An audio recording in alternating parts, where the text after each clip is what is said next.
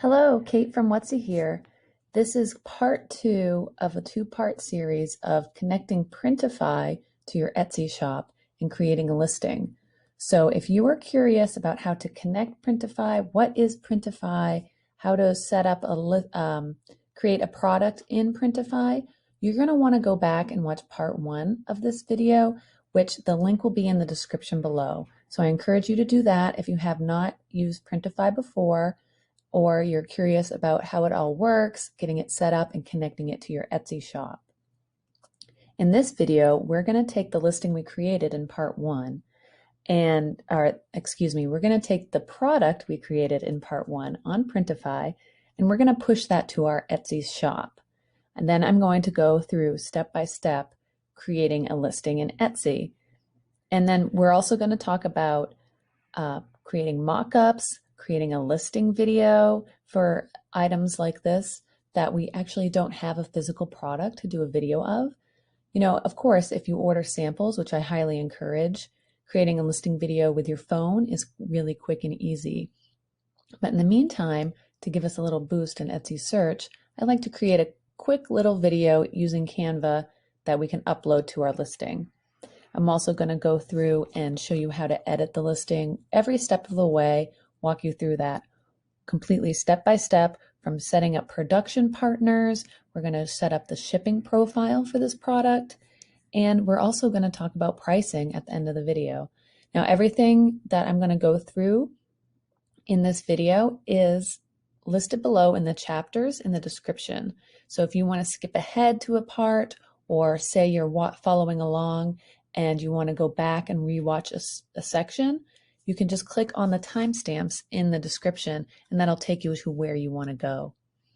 Now, if you haven't watched one of our videos before, these are very slow step-by-step videos. I record live doing all the steps and do it in real time so you can see exactly what to do. And they're designed so that you can put me on another screen, you know, your iPad or your phone next to you while you create the listing alongside with me.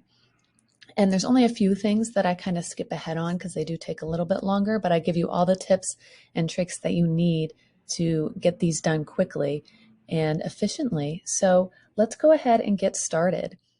So we created the account in Printify in the last video, and if you haven't done that, I really recommend going back and watching the part one of this video so that you can set up your Printify account correctly with all the correct settings that I recommend for creating personalized items on Etsy. And I discussed the difference of the settings for if you're doing a personalized store versus just creating a design and listing it on Etsy. There's two different ways to do it as far as setting up your Printify account. So it's really important that you get those settings right from the beginning and don't make a mistake once you start getting orders in. And so I'm here on the Printify dashboard. When I log into Printify, I just click on My Store, and that'll take me to this page and show me all my listings. And from this page, it shows that this is unpublished. So we have all the different categories in here. So when you fill up your Printify store with lots and lots of products, you can search to sort, and then you can also see what's unpublished, published, or hidden in the store. Before I get started with pushing this product to Etsy and editing the listing, there's a few things I like to just make sure I have all ready to go. I have my Printify store page open. I also open up in another tab the product that I'm going to be working on. And that's because all the information I need to know about this product is here. And I like to take information directly from the product listing on Printify and put that and use that in my Etsy listing in the description, title, photos, etc. So I like to have all that open. I also am going to show you quickly how to use Placeit to get some additional mockups. And then I like to have Canva open, which is my go-to for editing photos, creating listing photos, and also creating that listing video that I was telling you about. Then I also like to I have this special download for you. Link will be in the description for this as well, for creating an Etsy listing. It's a little toolkit that walks you through all the steps that I walk you through in this video as well. and it has a little toolkit for creating a listing description. So you can go ahead and download that and follow along. You'll find the link to this in the description of the video below. I like to have eRank open. Now eRank, I have a pro account. You don't need to have a pro account. This is just what I use to create my titles and my tags for my listing. I'm not going to go into a lot of detail about how to find the best tags and how to create a title and that can be in another video. But if you're curious about more about coming up with a title and how to use eRank and using the right tags and finding the right tags for your product, I can do another video on that. But for now, I'm just going to have that open with all the research I've done, and it's ready to go for when I start the listing. And then I'm also on Whutsy.com, and I'm logged in to the members only section to use the pricing calculators here. Now, you can do the pricing yourself if you'd like. I made these calculators because this is what I use for pricing my listings. And you may think, oh, what's the big deal? Etsy just takes us some fees. I just make sure I'm priced enough for those fees. There's a lot of confusion going on with Etsy fees. And there's a lot of Etsy fees that are kind of hidden, and you don't realize that how much they're actually taking out until you either, one, make a sale and realize that you lost money on the sale, or two, you use one of my calculators that I've created and you can see actually how much money Etsy is taking out of your sale. Because there's regular sales on Etsy where someone just goes through Etsy search, finds your listing and purchases. And then there's offsite ad sales, which someone clicks from an ad that Etsy put out there for your listing and they click through and then buy. There's an extra either 12 or 15% fee that comes out when someone clicks on that listing.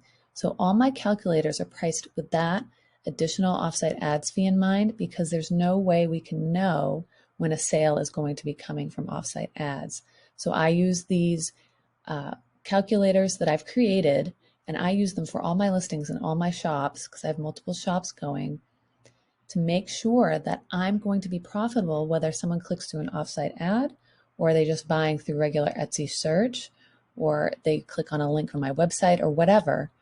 I want to make sure that I'm not losing money anytime I make a sale. So that's why I talk about these calculators, and I took a long time to make these, and so I do charge a membership fee of $2.99 a month to use them.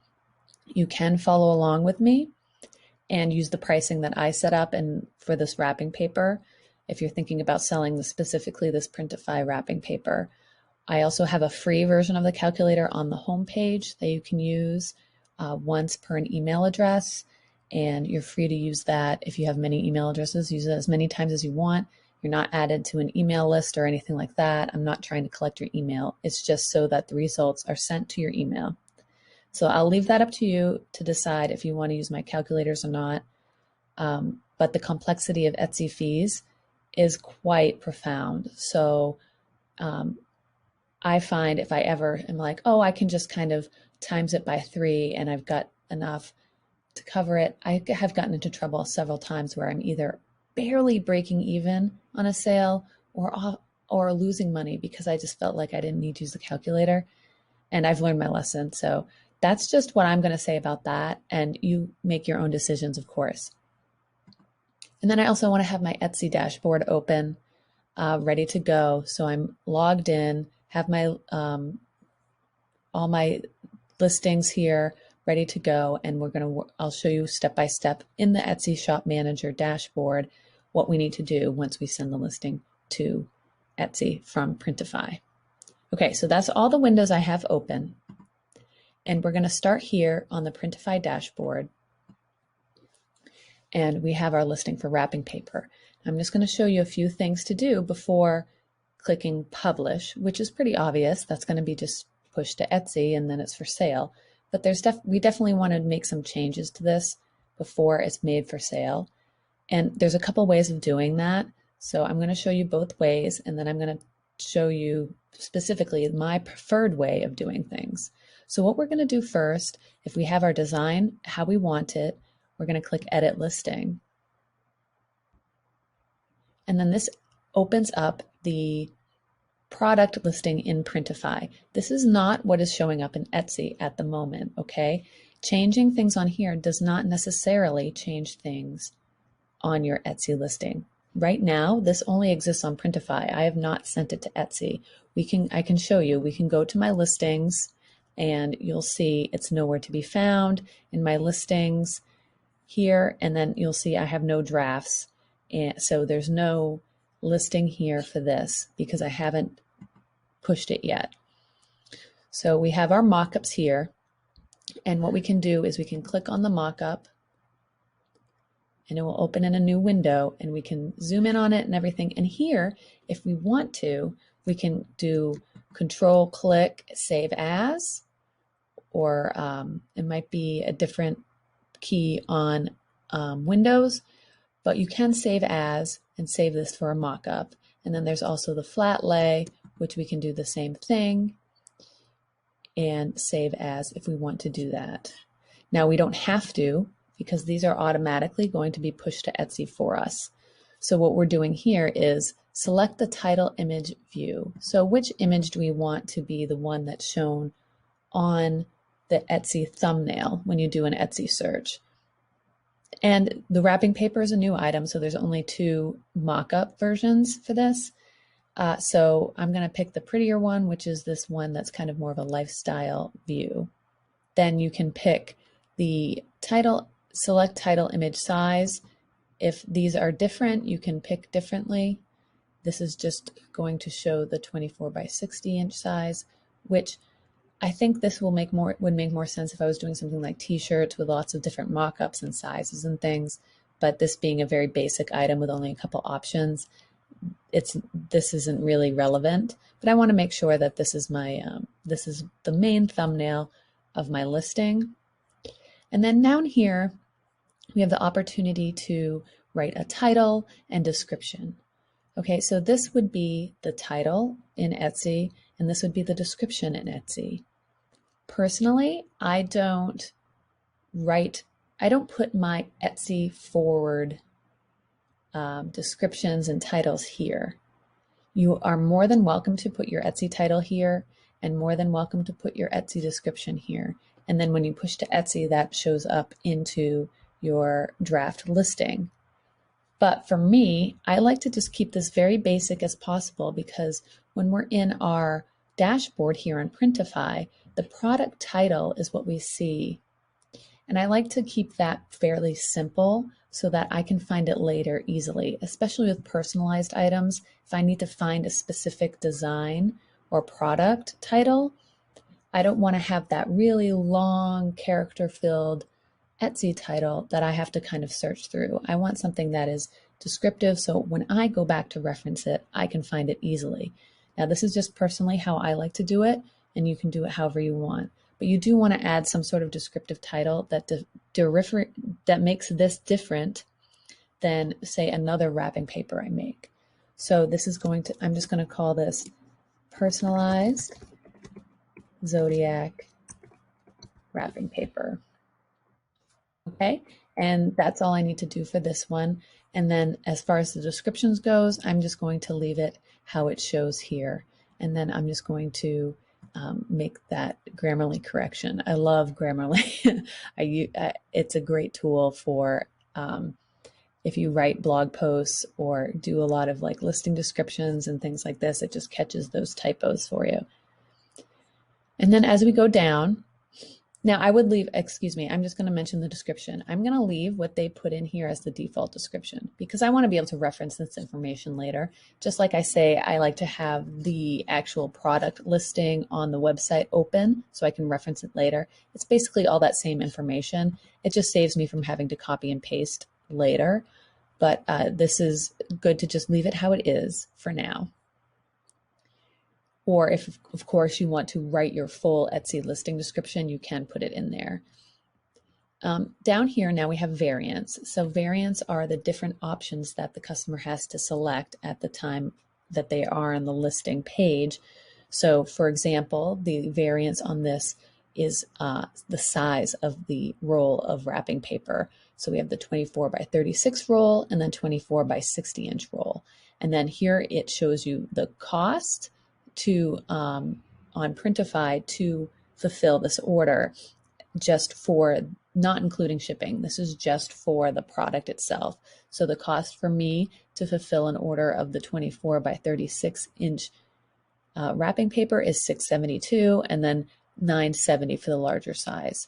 They have a recommended retail price here, and then they show you the profit price and then the profit margin. Now, it can be very dangerous when working with Etsy to look at this retail price, profit, and profit margin and think that that is going to actually reflect what you get in return. This is not accurate, and I kind of touched base on this a little bit earlier when I was talking about the pricing calculators. These numbers here that Printify is giving us does not include any of the Etsy fees that you have to pay when someone purchases on Etsy. And for me, it's very important that I'm pricing so that all those Etsy fees are covered when I sell that listing.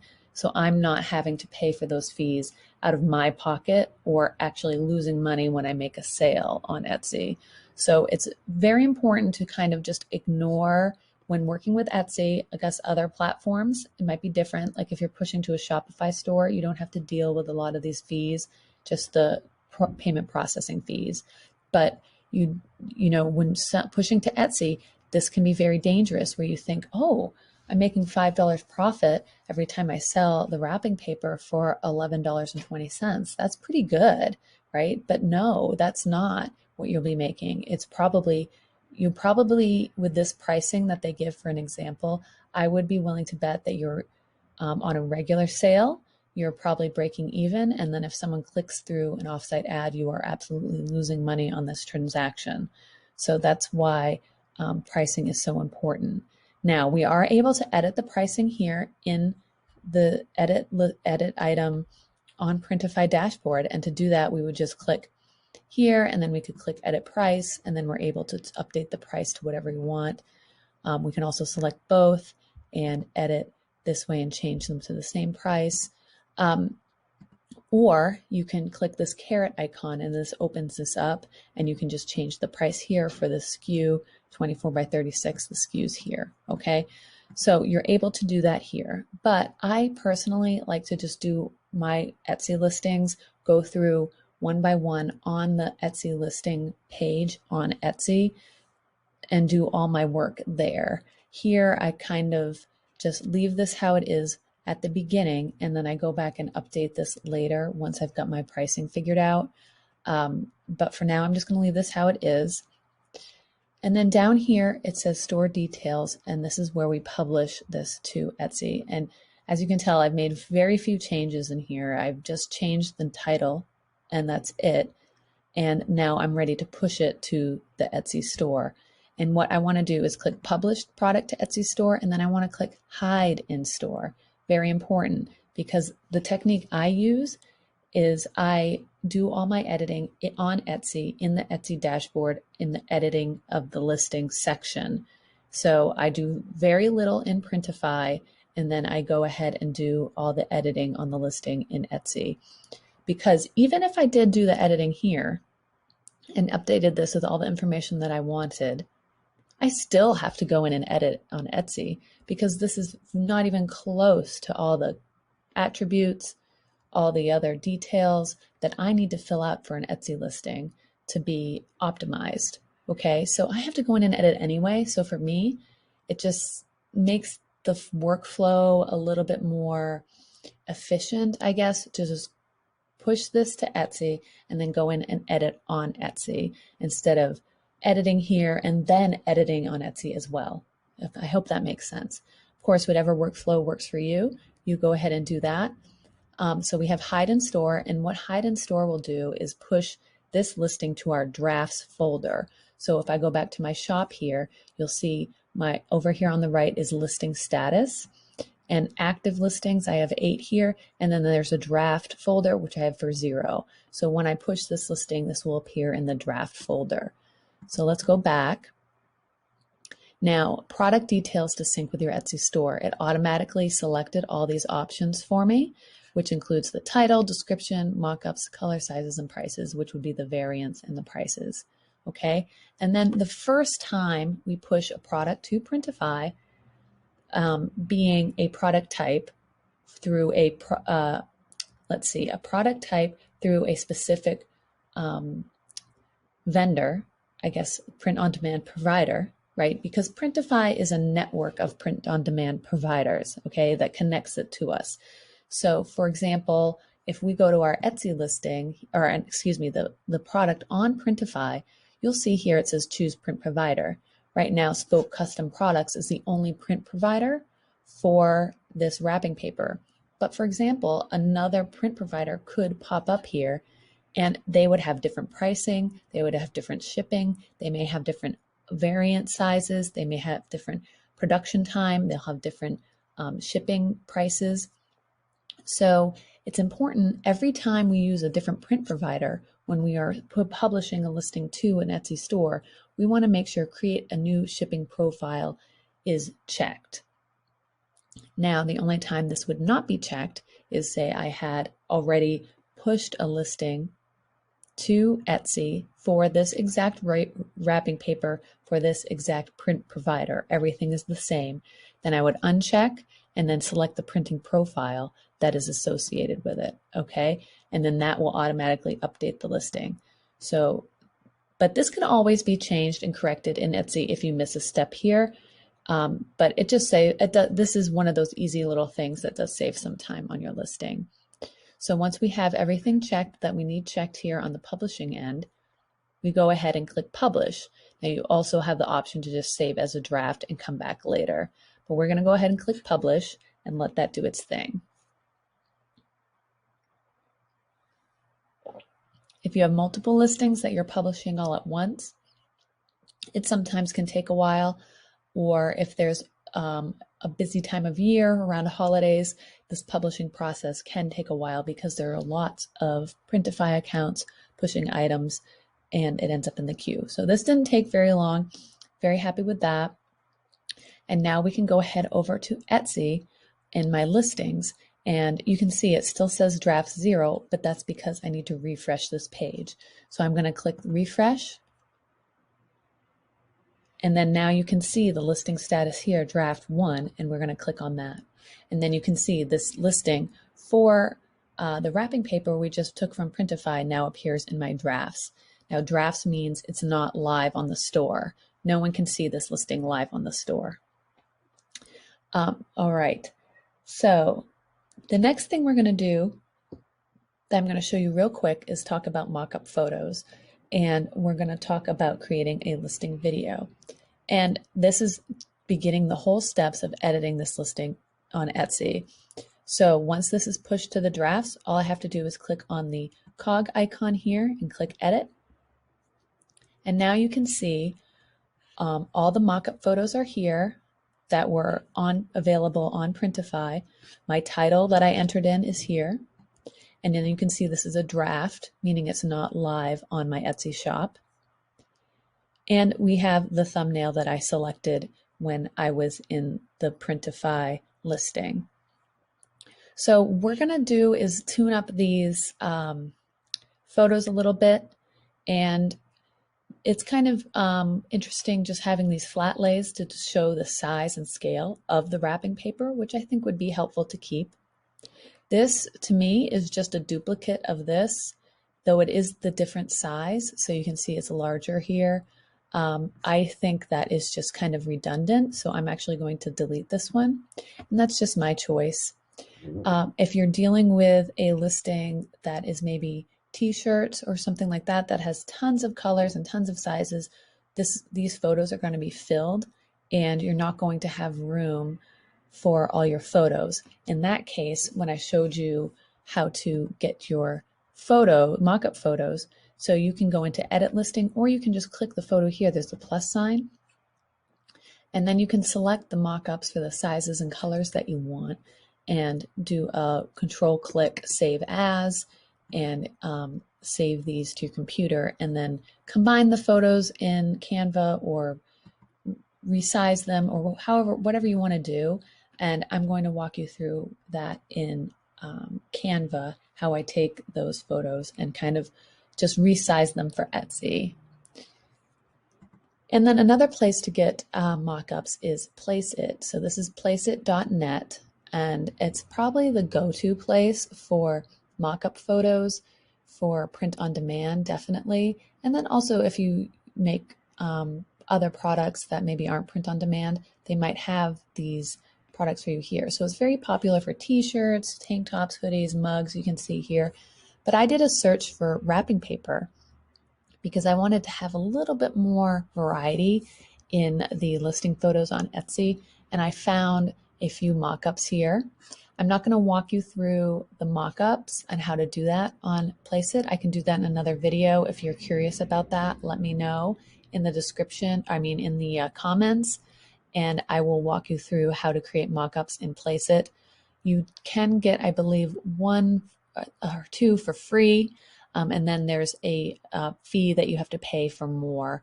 If you are doing this a lot and you need lots of mockups, the pro account or whatever they call it, let's go to the pricing page so we can see, okay, so unlimited mockups monthly is $15 a month.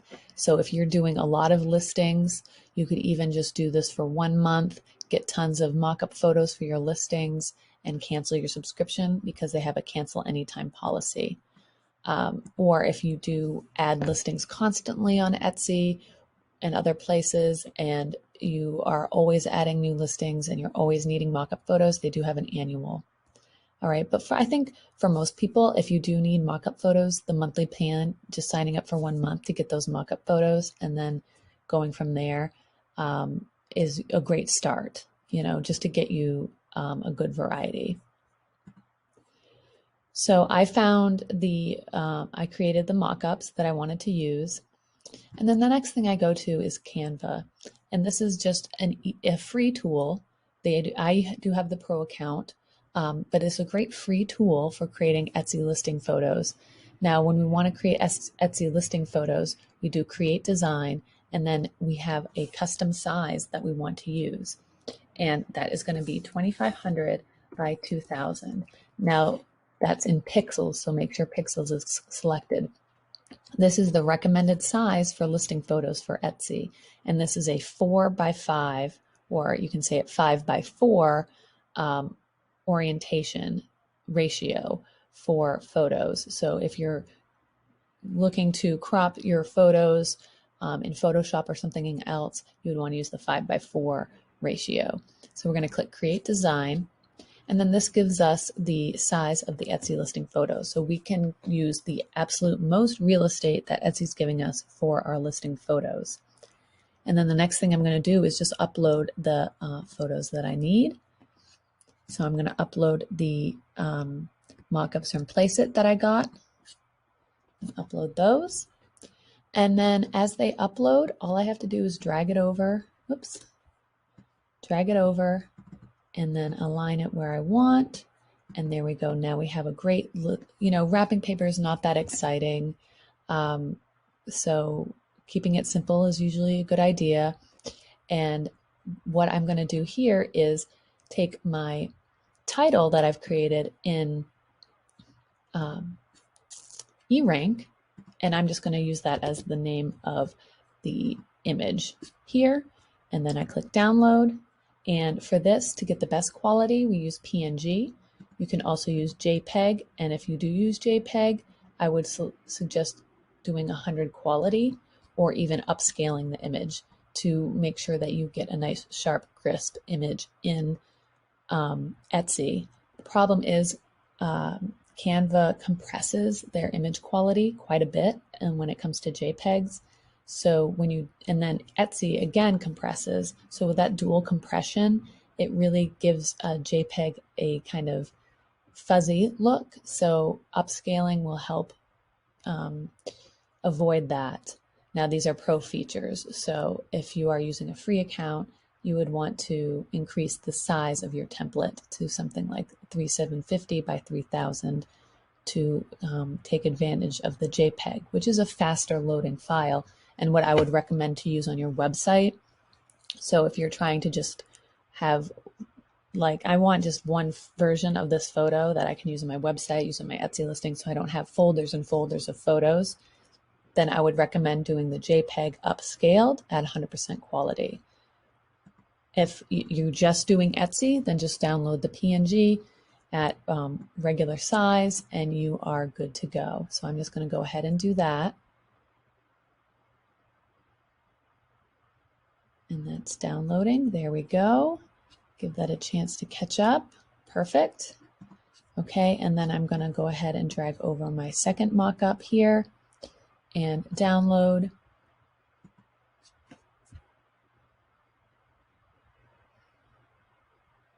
And for the title, if you're not sure what to use for a title, I just recommend using the keywords that you want to be found for. All right, and so then we go back to our Etsy listing and we can go ahead and click Add Photo and upload those photos. Just have to find them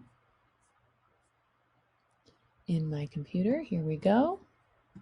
Select them all and there they go uploading. All right, and then I'm going to just move these over. So these are the last two photos. Now, of course, with the wrapping paper, it is hard to come up with more ideas for photos, but I'm going to maybe make a suggestion of taking the sizes and maybe doing a photo showing dimensions, or if there's more mock-ups of maybe gifts wrapped in Place It, that might be a good one to do. But they don't really have any kind of gift wrapped mock-ups. They have this one here that might be kind of cool. So there are some more options to try and use to get more mock-ups, but this is what I'm going to use for now. It is recommended, if you can, to fill this up with photos. And another really great tip for a listing photo is to create a listing photo that directs people to either your website or your email list to sign up for email to get a coupon.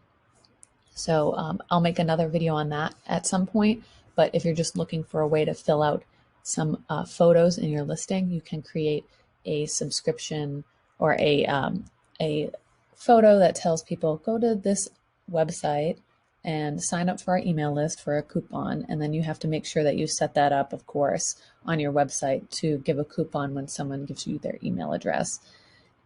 So if you don't know how to do that, I'm sure there's tons of videos on YouTube that you can search for, email list, Etsy, kind of things like that for people to walk you through that step. All right, once we have all the photos that we want, we can go ahead down here to adjust thumbnail. And anytime Etsy gives me something to do, I like to do it. And especially when I'm using mock-up photos, I really like I'm using mock-up photos that Printify gives me. I know I'm not the only person on Etsy selling Printify products, so a lot of people are going to have this same thumbnail. And I want to just be a little bit different. So when people are scrolling through and see the same photo over and over and over again, I want mine to just be a little bit different to get them to pause. And to do that, I just click Adjust Thumbnail, and then I just zoom in and move this around to maybe where I want it to be. That is just going to be a little bit different than what they might be seeing on, most listings when they're in the search. So once I get it to where I want it to be, I click Save. There we go, and then you can see the new crop for the thumbnail, and then this was the original, so you can see it zoomed in quite a bit. It kind of pops a little more in my opinion. Okay, the next section is video, and so I'm going to show you really quick how to make a quickie listing video. And I find that just doing a quick little listing video does improve not only rank in Etsy search, but also conversion. And for me, I like to do kind of explainer videos so I have a highly personalized item here. They can select their zodiac sign, and then they can also customize it with a birth date. So I want to explain in the video, like, hey, you can pick customizations available, pick your star sign, and we will customize the wrapping paper with the constellation and also add your birth date. So there's a lot of personalization going on here that might just, the person on my page, on my listing, might not might not translate just by looking at my listing photos. So I want to tell them in a video exactly what's included when they make a purchase. All right, so what we're going to do is go ahead back to Canva, and I'm just going to walk you through this because all we have is some mock-up photos, and that's it. I mean, how do we make a video out of that? Well, Canva gives us lots of great tools on ways to do that. So we're going to do create design, and we're going to use those same dimensions, 2500 by 2000. They use the same dimensions for their listing videos as they do for the listing photos. So we're going to click create design. Okay. Now, we're going to take static images and turn them into movement, okay? And I'm just going to use the mock-up photos here. I'm going to do this as quickly as possible, so it's not going to be a perfect design. And I'm just going to put that disclaimer ahead of time. You want to make sure this looks good and looks professional. So I recommend taking probably more time with this than I'm going to do. But the goal here is I want to tell people what they're getting, what's personalized about it, and why is it different? Okay, so I want to answer those 3 questions in 15 seconds. So what I'm going to do first is I'm just going to take this mock-up photo as my background, and I'm going to move it here, and I might actually make it bigger, like this. Okay, and then I'm going to take my text tool, and I'm going to pick just a basic text template that they have here.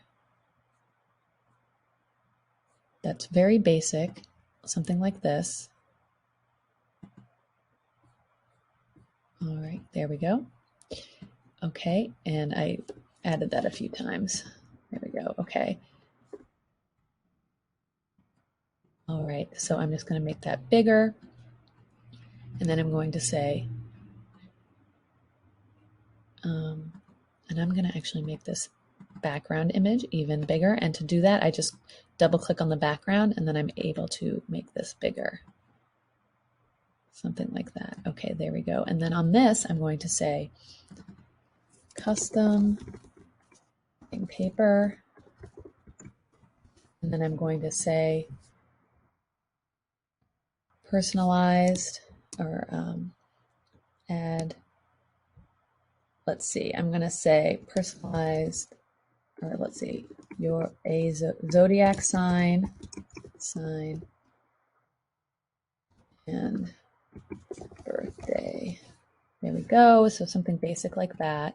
And then I'm just going to make this bigger, so it's really big. And I'm going to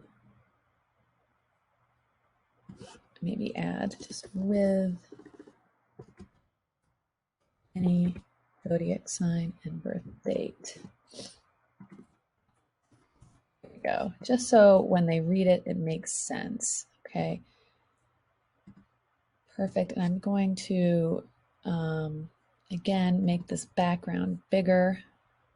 And actually, I might do this. I might do this other image, right? And it's upside down, so I might just flip it if it lets me. No, it doesn't. So I'm going to do this, and then I'm going to flip it so we can read what the paper says, and then do this. It's nice and big, and we can see the zodiac sign, birthday, star sign, everything there, right? And the constellation. And then I'm going to position to back. There we go. Okay, so I really like that. Now, okay, so I have a static image. Whoop-de-doo. You know, how is this a listing video? Well, here's what I'm going to do. There's these powerful tools called Animate, okay, that are on Canva. And so I'm going to click on the background, and I'm going to click Animate, and then I'm going to pick one of these options. Okay, so it's automatically animating the text. I want to turn that off for now because I want to just see the background. And it's doing both. Okay, hold on. None. There we go. Okay, so the background, click animate, and then we can, why is it doing that? Oh my gosh, so irritating, because I want these to do different things. All right, but we'll start with the text then, okay? Just because it's being aggravating. There we go. So see how that's just applying to that one bit of text? That's what I was looking for. So we can pick any of these to give this some motion, right? Whatever we want. So there's lots of really great motion with the free, you can see, and then there's some with the pro account. So if you're doing lots of listing videos this way, a pro account might be a good idea. So I'm going to just use the free ones because honestly, they are pretty good. I kind of like this block one for that. And then for this one, I'm going to use animate something like this. So there's just a little bit more motion to that. And I'm going to edit this because I have enough room to write a word with.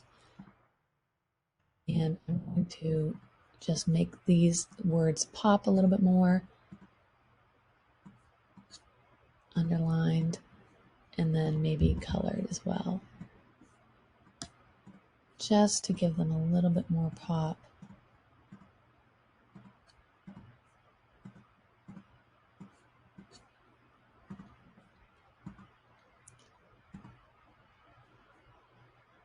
Something like that.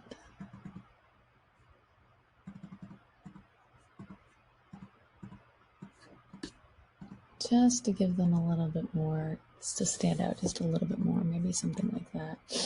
Okay. Again, this is just a quick version, but I want to make it like stand out, be readable at the same time. Okay, so we have that animation. Now we can do the background. And I want the background to move a little bit different than the, there we go, photo zoom. Exactly. There we go. Or photo flow. What does photo flow do? That's not that good. Photo rise. No. So we want photo zoom. Okay, so we just have this one panel and we can do a quick preview of what it will look like. So we have movement. There we go. So that's just one slide, and that's 5 seconds. But what's really great about Canva is I can do multiple slides on the same video. So all I have to do is click this little duplicate page, okay, and it makes another version of the same page. And now I can change things up. So now I can add this background, and then I can change this text. And I can do, I'm going to just go ahead and say, personalized with constellation,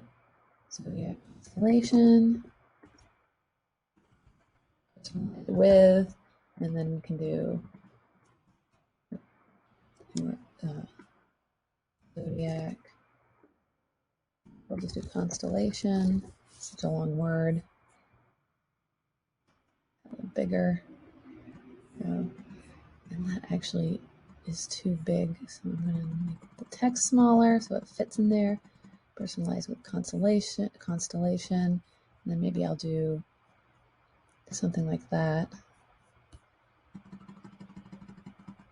Perfect. Personalize with constellation. Star sign and date of birth. There we go. And what I'm actually going to do, because I just want people to be able to actually see the design a little better, is I'm going to make a copy of this again, duplicate page here, and I'm going to delete the text. Okay, so this has just the photo zoom effect just on the paper.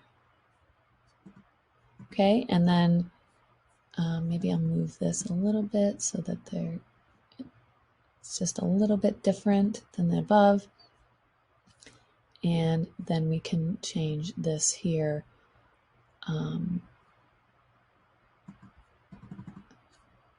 So we can have those colors that we used.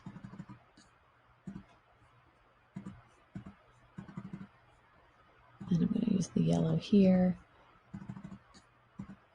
And again, I'm just doing this so that it kind of stands out. And what I'm also going to do is go to Elements and create a shape here, just so that this has a background. So I'm going to do it just a little bit bigger than the text actually is. Then I do position backward. There we go. And then I can make this any color I want, and I want it to be black. And I want the transparency, which is this area here, to just drill down a little bit so we can still see behind the text, but now the text is really visible, okay? So we're gonna just enlarge this so I get this to look how I want. Okay, there we go. And then we want to make sure this is all animated like the others. So this is on photo zoom, which is good. This we're going to animate with the block effect. And this we're going to, I want to make sure this is centered. So to center, we just bring this over. There we go. When we see that solid line, that means we're centered. And then move these over as needed. Here we go. That's how I want it. And that has the block effect. And then this one, we're going to give this effect or animate. And then we're going to give this the breathe effect. Right? So we have that kind of look. Okay. And then that gives us, each of these slides is 5 seconds. So that gives us the 15-second video. Now, I always like to do just a little bit under 15 seconds, just because sometimes there's issues with uploading something. If it's 15.1, Etsy won't upload it. So I just like to make sure I'm that 0.1 second less than 15 seconds. That's just me. So I'm 14.9, so I know when it uploads it's going to work, because I've had issues, not necessarily with Canva videos, but with other videos that I've created for listings, and the 15 seconds that I thought it was wouldn't upload, and then I have to go back and re-edit. So I kind of just do this by default, just so I don't have that issue and have to go back and redo it ever. Okay, and then we're going to do, what we can do is click up here where it says 14.9 seconds and it has the play button. We can click that and preview the listing video. And they can kind of get a feel for how it looks. And then there we go.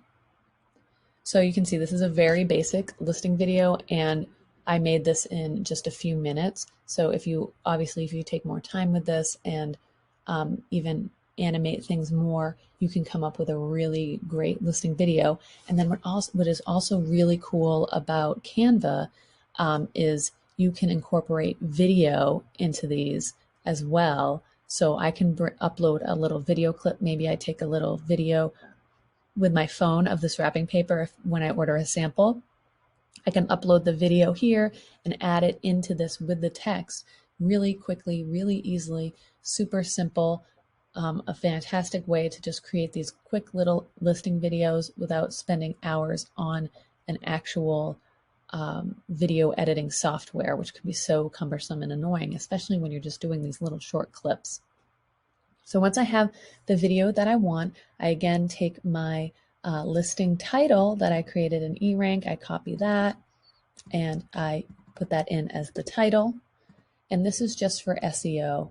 If I ever use this listing anywhere, either on Etsy or on my website or anything, the title of the file is an important factor in SEO. I mean, it doesn't carry tons of weight, but it does carry some weight. So I always like to make sure that my titles have all the keywords that I want to be found for. So once that's all set, I click download, and then we can do MP4 video, and then we want to make sure all the pages are included in the video. So we click download. And that's going to take a few minutes. So I'm just going to speed up the process of downloading the video. Let's skip ahead.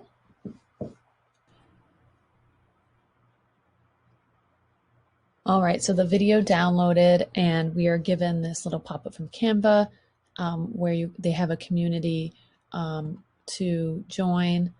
I'm not sure what that's all about. It's called Design Circle, but it looks pretty interesting. And then there's also a link if the download didn't start. So if you don't see the download, either on Safari kind of pop up or on Chrome pop up on the bottom here, then you can click download here to download it. So I'm going to close that.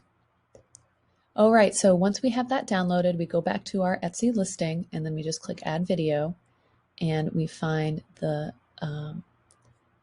video open, and then that's going to upload, and that takes a few minutes typically.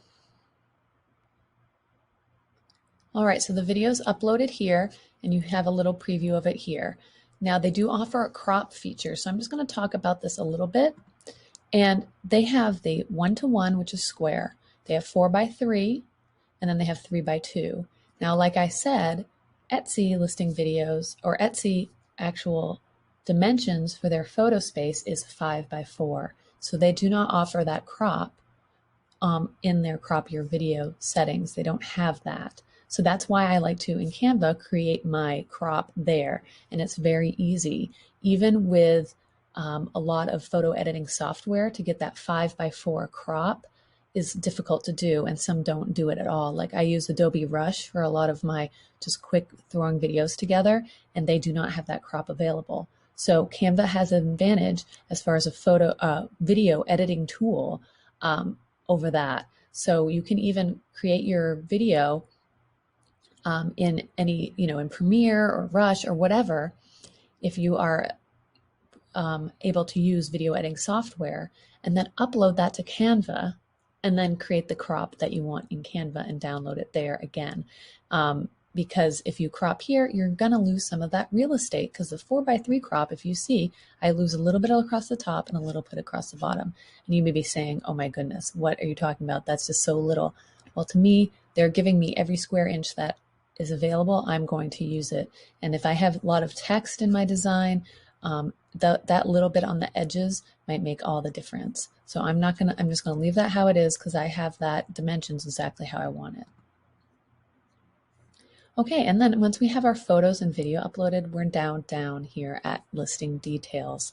And we're gonna have to go through each of these step by step, and I'm gonna walk you through them all. This video is definitely helpful for anybody if you're doing print on demand or just creating your own Etsy listings. I'm really gonna go through and explain each of these parts of the listing details, and then how to update those for your needs. Now, I talked about listing title. And again, if you go to whutsy.com/toolkit, the link is in the description of the video, below the video, and just click download freebie. This is going to give you access totally free. You don't need to put in an email address or anything, to my mini version of my complete toolkit. And I'm working on a complete toolkit, which will be all detailed, all encompassing for everything you need to know about creating an Etsy listing. But this goes through all the steps for creating listing photos, keywords, research, writing your description, and then a ton of bonus resources that are all the resources that I use and recommend. So you can go ahead and download that, and it's meant to be printed, so you can write and check these boxes when you're done to stay organized with your Etsy listings. So there's definitely lots of more tips in there if you have any struggles when we're going along making this listing. So first thing is first, the title, and the tips they tell us is include keywords that buyers would use to search for your items. So when it comes to titles, I'm just going to do a brief discussion of it, because I've already come up with my title in eRank. But the thing with listing titles, the first part of your listing title is the most important. That's what's going to carry the most weight. And by weight, I mean it's going to tell whatever robot or algorithm that is reading your listing title, it's going to tell that robot what the listing is for. What is it? Okay, that's the first question. Then I also want to make it readable and convert for people that are actually going to buy the item. So it's not just writing a listing for robots. We have to write a listing for people, because those are the people that are going to decide to spend money with us. So that first part of your listing title is the most important, because that's telling the robot what is this item. And then it's also letting the customer know, hey, this is what you want to buy. Okay, so being very specific in your listing title, and I created mine in the listing builder, which is under the keyword list tool in eRank, is going to be helpful. So I'm going to just paste my listing title in here. And you can see I didn't use all the characters for my listing title. There are definitely more available. You can use more, but these are the keywords. I did my keyword research. these are the keywords I want to be found for that are going to make sense for my listing. Adding more may not help me. And then it also might be confusing to the customer when they do click on it, because again, I want it to be readable to them. So custom wrapping paper, that's my main keyword. Okay, this is what I want the robots to know this listing is. It's custom wrapping paper. Okay. And then it also tells the customer this is custom. You can customize it all in one in that first keyword phrase. So that is very important. The rest of this is a bunch of other series of keywords phrases that are in the form of a sentence so that it makes sense when you read it, okay? It doesn't have to be a perfect sentence with all the grammar and everything like that, but it does have to flow and kind of make sense so it's not just a bunch of keywords jumbled together. Adding commas, adding little hash marks, whatever, I think is kind of irrelevant and silly. I don't think that adds anything to the listing. It may help break things up in the mind of helping someone read it better. So like say I was filling up this entire listing with every character available. Adding a comma or two might help make that more readable. That's the only purpose of commas. The search engine bots and everything else, there's no point to it. It's not doing anything, okay? If anything, it might be actually harming because it's taking up valuable character space. So adding commas, if you have to add commas, then your title needs work. That's just my opinion. There'll be plenty of people that tell you how to write titles differently, but I think this is probably with the latest information that's available from Etsy and from search engine algorithm data. This is probably the most effective way of writing titles in 2021. Okay. Next is about this listing. So this is where we say, is this listing handmade? Is it a supply? Whatever. So the first thing you want to answer is who made it? I did, a member of a shop, or another company or person. If you're hand making things at home, meaning like you're sewing face masks or you have your own screen printer or digital printer and you're printing on the t-shirts, then you would select I did. But for anyone doing print on demand, you're going to select another company or person. And then the next one is, what is it? A finished product or a supply or tool to make things? This is a finished product. So you'll see this updates now. This item is handmade with production assistance. Okay, handmade means made to order. So this wrapping paper doesn't exist until someone orders it, which qualifies as handmade. And then the last one is, when was it made? So what we want to do here is select made to order when we're doing print on demand. If something is made previously, you would want to pick vintage or recently. So we want to click made to order. Next is category. This is basically where the product we're selling, this listing, is going to fall into categories on Etsy. So there's two ways to find products on Etsy. Is you can just do a search, type in what you're looking for, hit enter, and a bunch of listings come up.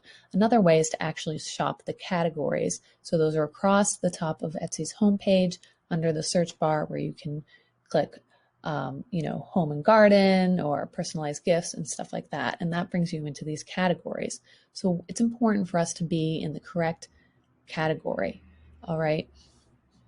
And what Printify put us in was the packaging and wrapping category. And I'm going to just be kind of skeptical on that and click X, because it's in the craft supplies and tools section, which not necessarily where I want to be. I'm not selling this wrapping paper to crafters.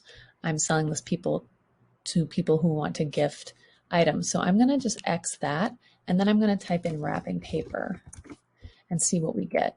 So here we go. Now we're getting two different categories, right? So there was wrapping paper in packaging and wrapping, and then there's wrapping paper in gift wrap. And this is definitely the category I want to be in, because this is a gift wrapping paper. So I'm going to select that. And then you'll see all the categories that I'm now going to appear in. including the craft supplies and tools, but I'm also going to be in the party and gifting.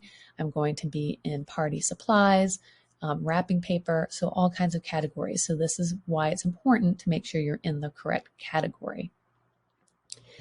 All right, the next section here is, these are called attributes, and this is all dependent on what category you selected.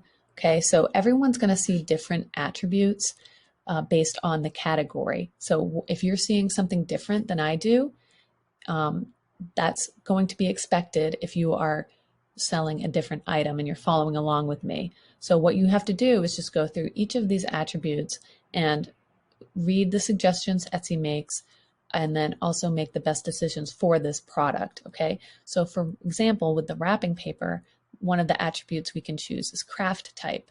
So it auto-selected party and gifting because we selected gift wrap category. This could also be used for scrapbooking or card making and stationery. We could select those too. I don't think it would be used for scrapbooking. I don't think it would be used for card making and stationery. So I'm just going to leave it at party and gifting.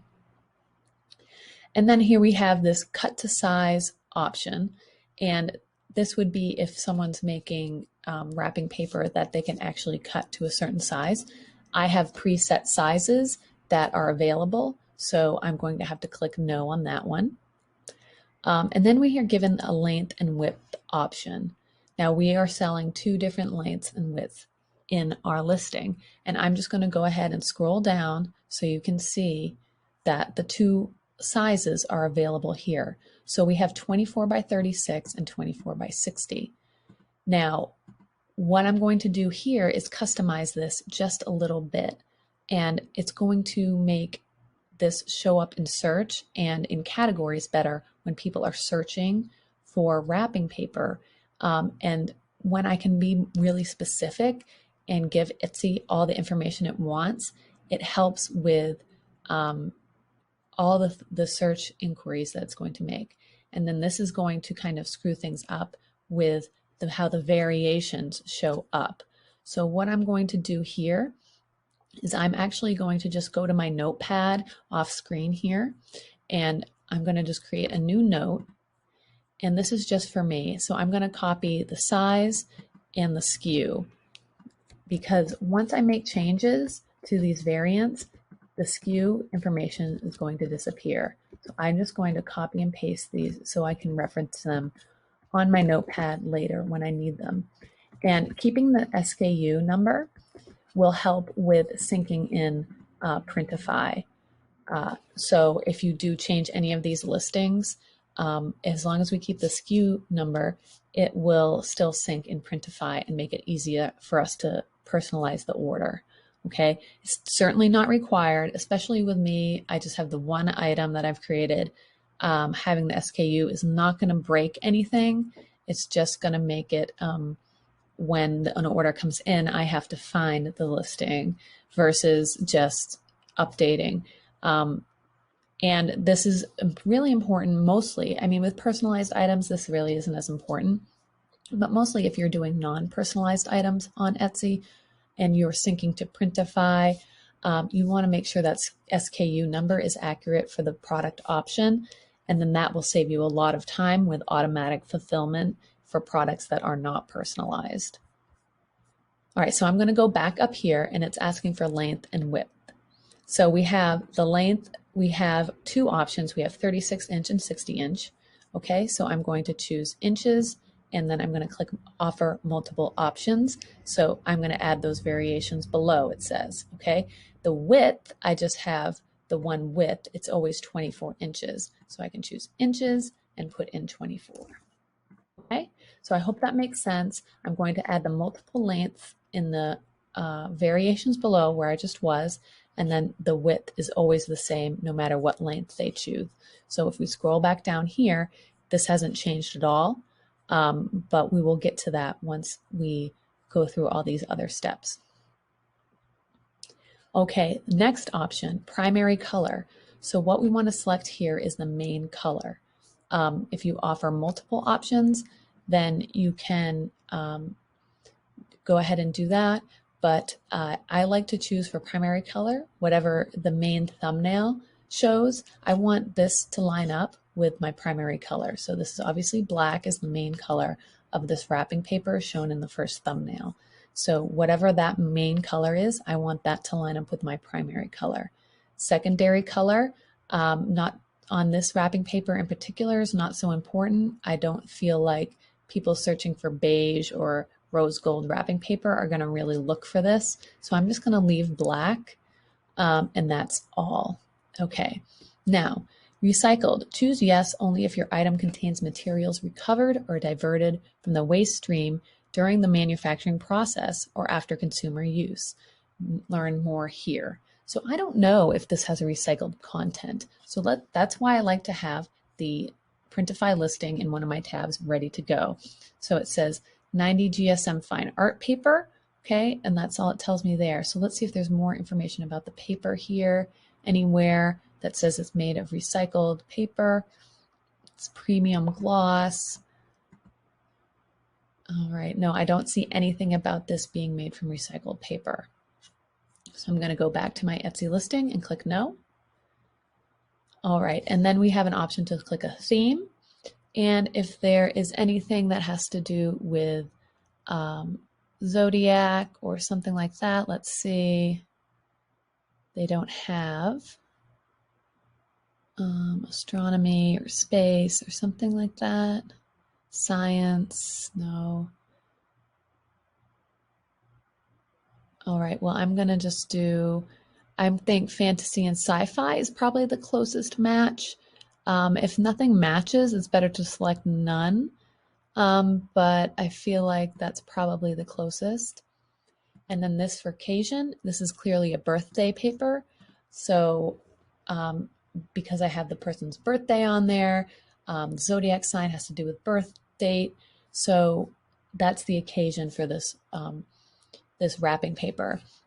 You want to read occasion. It says add items designed for the occasion, for example, graduation party decor, not items that could be gifted for the occasion. You can skip this attribute if it isn't relevant. So again, it's not something that maybe could be used for the birthday. This is specifically for birthday wrapping paper. Okay, and then holiday, none of these holidays apply to the wrapping paper I created. It doesn't make sense. So I can just leave this optional blank. After you're done with all the wrap attributes, you'll be given this renewal options place. So it says each renewal lasts for 4 months and until the listing sells out. So this means if your listing never sells, it's just listed on Etsy and no one buys it, it will expire after 4 months. If you have it set for automatic renewal, that means that 4 months goes by, it'll automatically renew for 20 cents. Or if after 4 months it doesn't sell, you want to kind of take it off the market and reevaluate, maybe make some changes, you can set for manual. Now, this is completely up to you how you want to do it. Personally, I like to set my listings on manual, and if they sell, then they automatically renew for another 4 months. So if someone buys something 2 months in of the listing, then it's renewed for another 4 months at that point when someone buys it.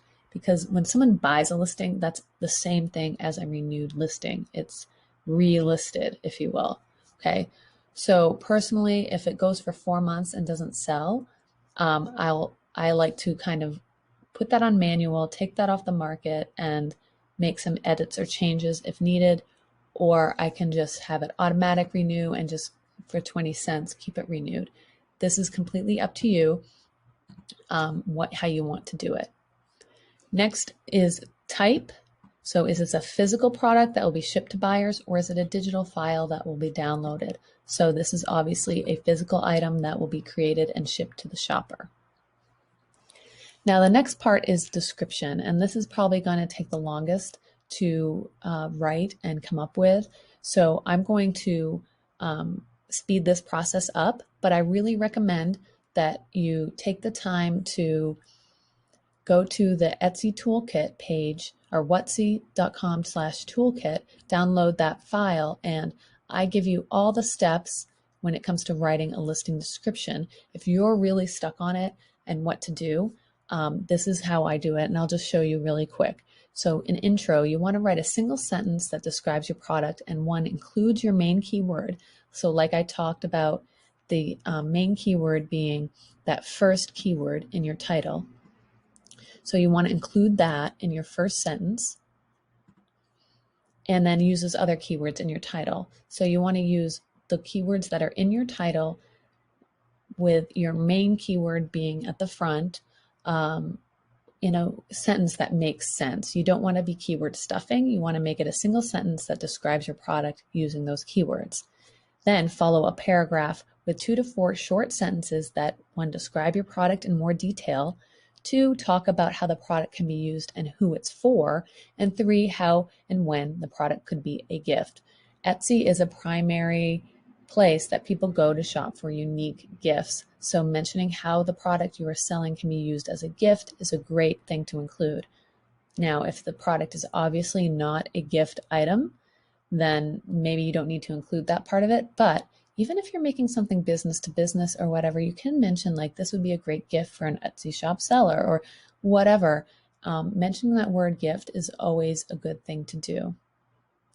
Then after you're done with your intro, you do an overview section with 3 descriptive bullet points that tout the product's highlights. You talk about the material and quality, the unique feature, and a second unique feature. So this takes a little bit of time to come up with. Then you want to do another section of bulleted points that give you the details of the product. Explicit details, meaning just tell me what the materials are, the size, the colors, and any other variations that are included. Then below that, you want to include any personalization, easy to read, bulleted lines that give you specific details about personalization. What information do you need from the customer to personalize? How do you order this personalized item? Even though it's pretty obvious how to enter in text in the personalization box on Etsy, some people still don't understand because they're new to Etsy. So just including how to order personalization on Etsy is a great thing to do. And then any care instructions, you want to include care instructions in your listing description. 1, so that people understand if it's microwave, dishwasher safe, et cetera, for a lot of things. And also if someone messages you for care instructions, you can easily send them to the listing they purchased. The care instructions are right there in the description. Very easy to respond to those questions. So I'm going to go ahead and do my listing description using that template that I've created, and I will speed this video up so you can see how I did that. And I use the data that was already imported from Printify, and then I of course have my listing here so I can get all the information I need.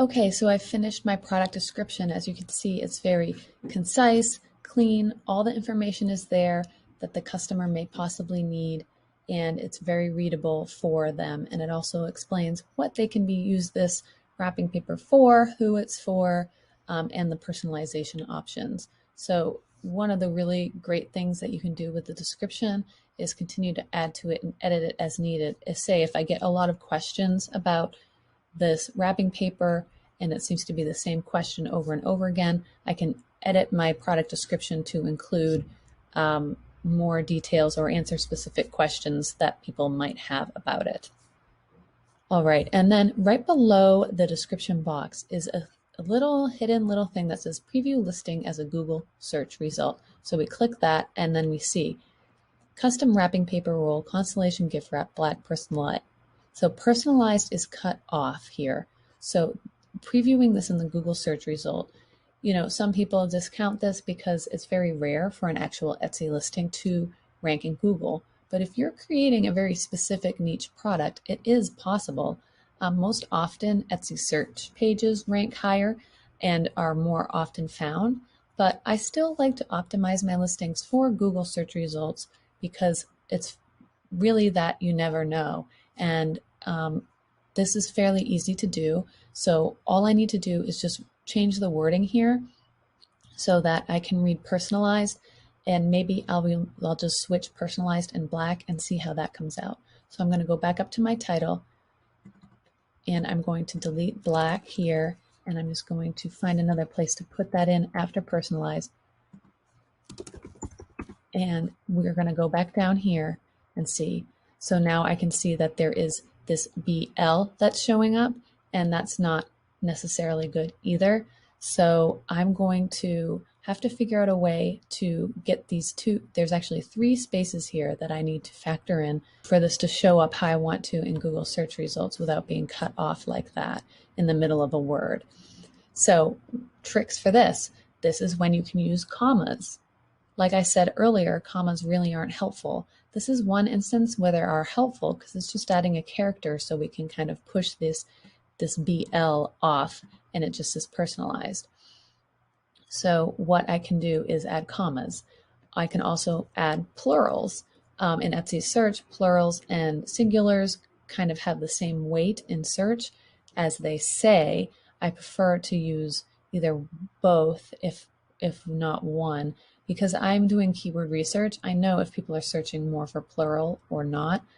So I know that exact keyword match. That's another option, okay? And then if there was a way to add another word, even if it's the word a or an or the or with or an ampersand, something like that. Any way I can add some characters to kind of get this to balance out. So I could do custom wrapping paper rolls. That would give me one, comma, that would give me another one, and that would push it off. Constellation gift wrap. So that's something I can do. But I know custom wrapping paper roll is the keyword I want to be found for and not rolls. So what do I do? What's more important, me being found for that keyword or getting this to be exactly how I want it to look?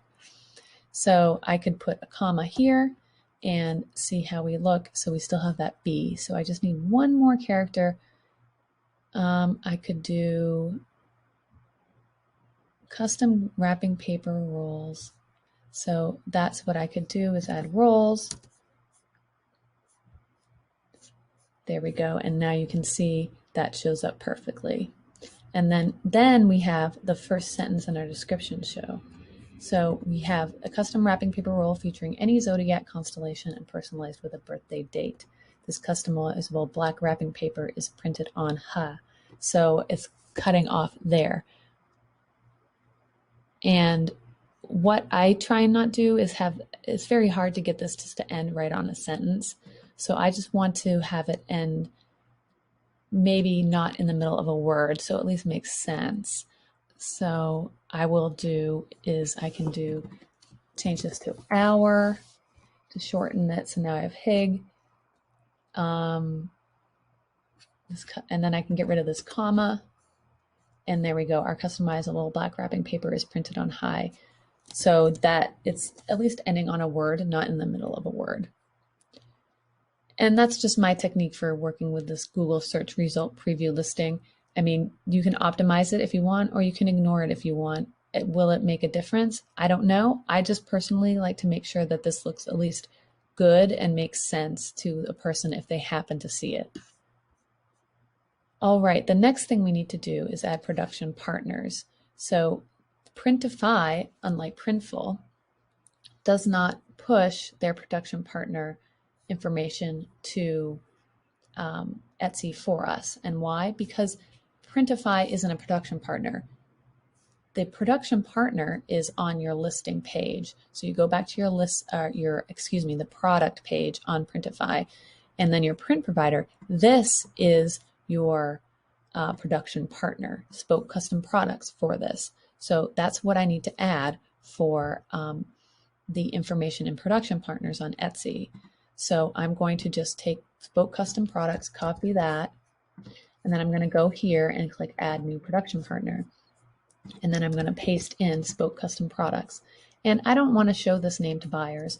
I don't think it necessarily helps the buyer with their decision making. And then it tells other Etsy sellers who may be looking at my listings where this product's made so they can get it made too and copy me. So I just make it a little bit more difficult for them.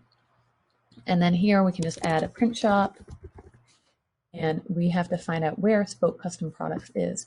Now, Etsy, Printify does not make it easy for us to figure out where the heck is Spoke Custom Products located. United States, that's all I know, okay?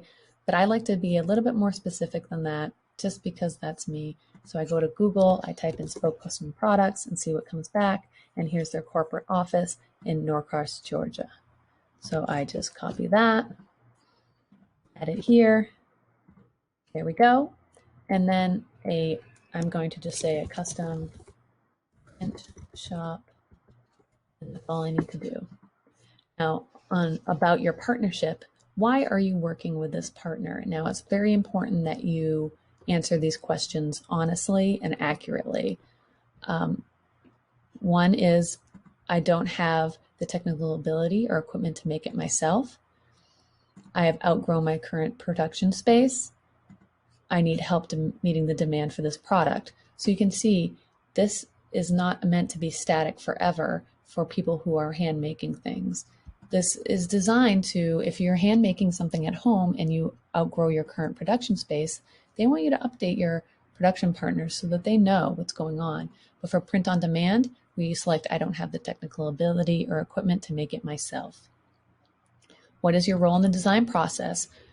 I design everything myself. In this case, I designed the design using clip art and things, but I made the design myself in the previous video. So if you want to see how I designed this wrapping paper, you're going to want to watch part one of that.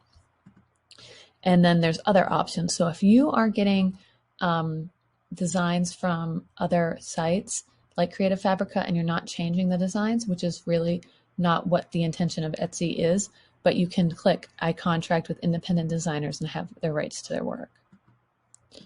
And then what is this partner's role in the production process?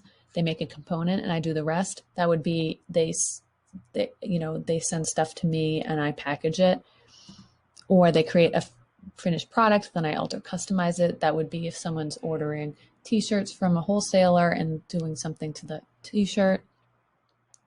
They create a finished product, but then I add branding and packaging, meaning they send me the finished product and then I package it, or they do everything for me. And for print on demand, they do everything for me is the option you want to click. Okay, and then they have an option to see how this will show up in your about section, because all your shop partners will show up there. But we're going to just click Save Partner. And there you go. Now we can see Spoke Custom Products appears there, and we make sure we just check that. All right, the next part below Production Partner is called Sections. Now on your Etsy shop, let's go to my Etsy shop.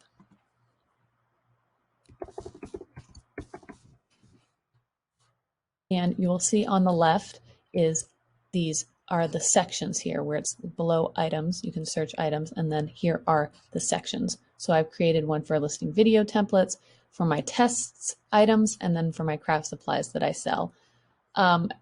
And so what I'm going to put this listing under is under Whutsy Tests, because this is just a test listing. I did not put much thought into this, and it's just so I can make this video and present it to you.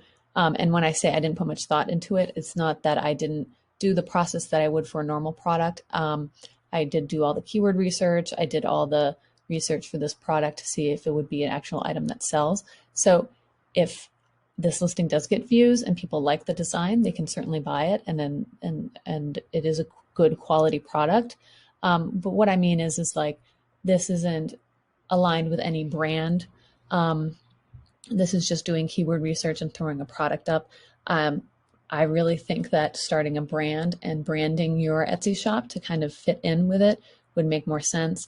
And then just kind of doing like I did some keyword research and came up with a design that doesn't really fit with my brand. Whutsy isn't a shop for people to buy Zodiac items. You know, that's not the branding of my shop. But anyway, so I'm going to put it in the Whutsy tests section. But you would want to create your sections to be part of your brand. So you could have a section called wrapping paper, or you could have a section called Zodiac or constellations or whatever, and put those in sections, because those sections are also keywords and should be SEO optimized. All right, now tags. Now this is the next section, and I'm not going to go really into detail about tag research, but one of the best things you can do is once you have your title, is actually take the phrases and keywords from your title and repeat those in your tags. And there's a lot of obsession about tags and lots of, lots of trains of thoughts when it comes to tags. But I think really for the beginner, the best thing you can do is just take your title and almost copy and paste it down in your tags in a way. So custom wrapping paper is my #1 tag, but that's unfortunately too long. It's 21 characters, so it has to be broken up. So I would do custom wrapping paper, roll, right? Okay, and then the next one is constellation gift wrap, and that's going to be way too many characters. Your max is 20. So I will do constellation gift.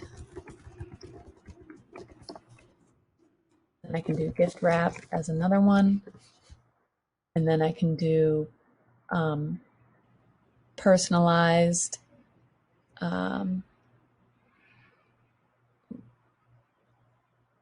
or gift or personalized wrapping paper, or it's hard because of these words when they get to be long. Personalized wrapping. See, it's too much. Personalized gift wrap. I'll just do personalized gift. And then we have black wrapping paper was another one. Okay. And then Zodiac gifts.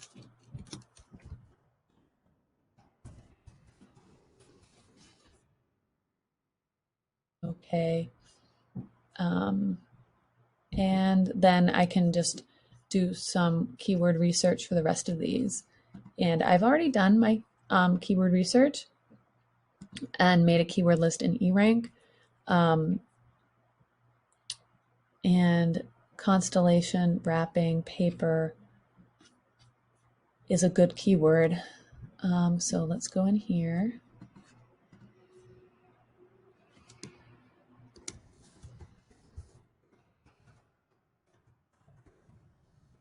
Okay, constellation wrapping paper.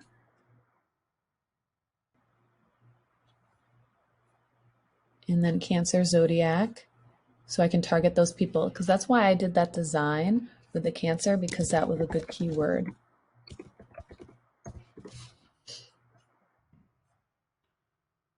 Black wrapping paper, I have that already. Wrapping paper roll, Cancer Zodiac gifts.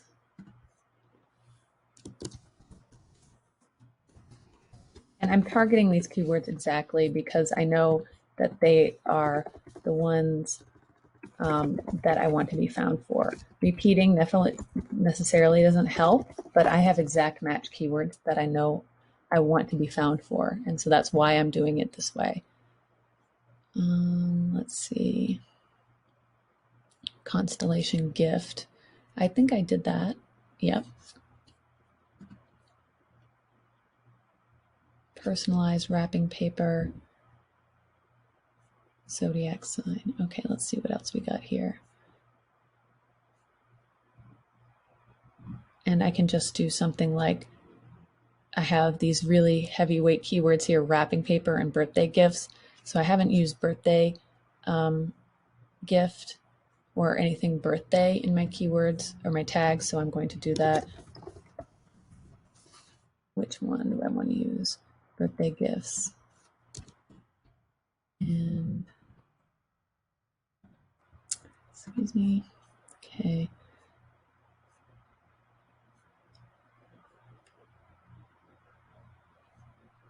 And then gift wrap. Did I use that? Yes, I did.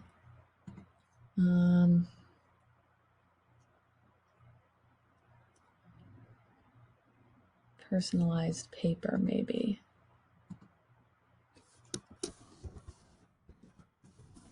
There we go. And then we have materials. Once we have our tags figured out, materials is the next one. So that's just what is the product made out of. We know it's the art paper.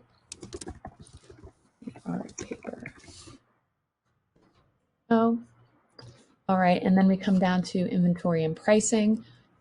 Right now it's set up for each size variant having different pricing, which is what we want because this is multiple variants.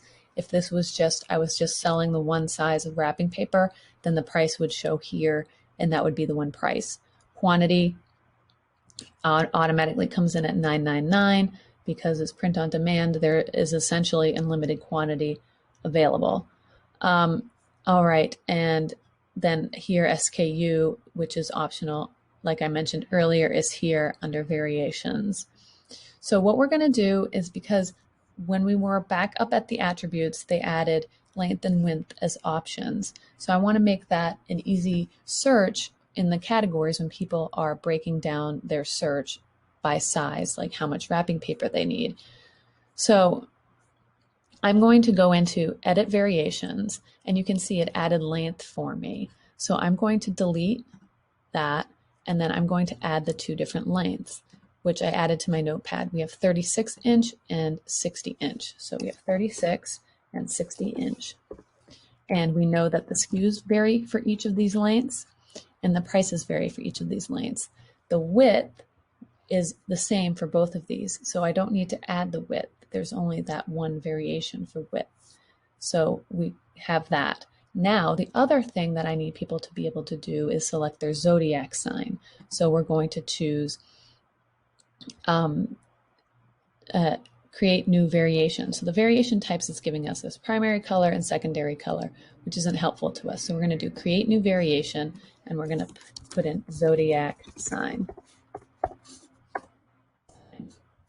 Add. And then we're going to have to get a list of all the zodiac signs. So I'm going to actually have to look them up. Okay. There are 12 apparently. Okay. I thought there was more than that.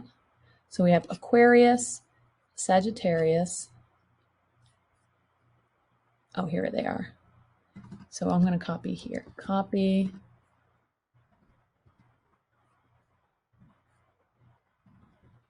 And oh.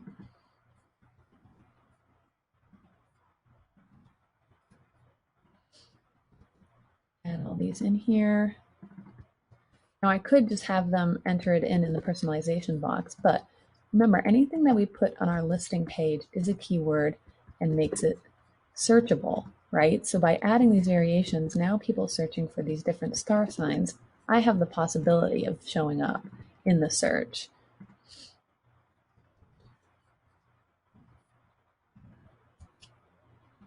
So anytime you can add variations on Etsy, it's a good idea.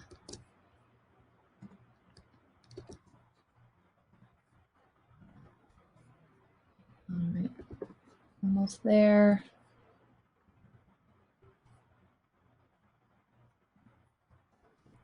And one more.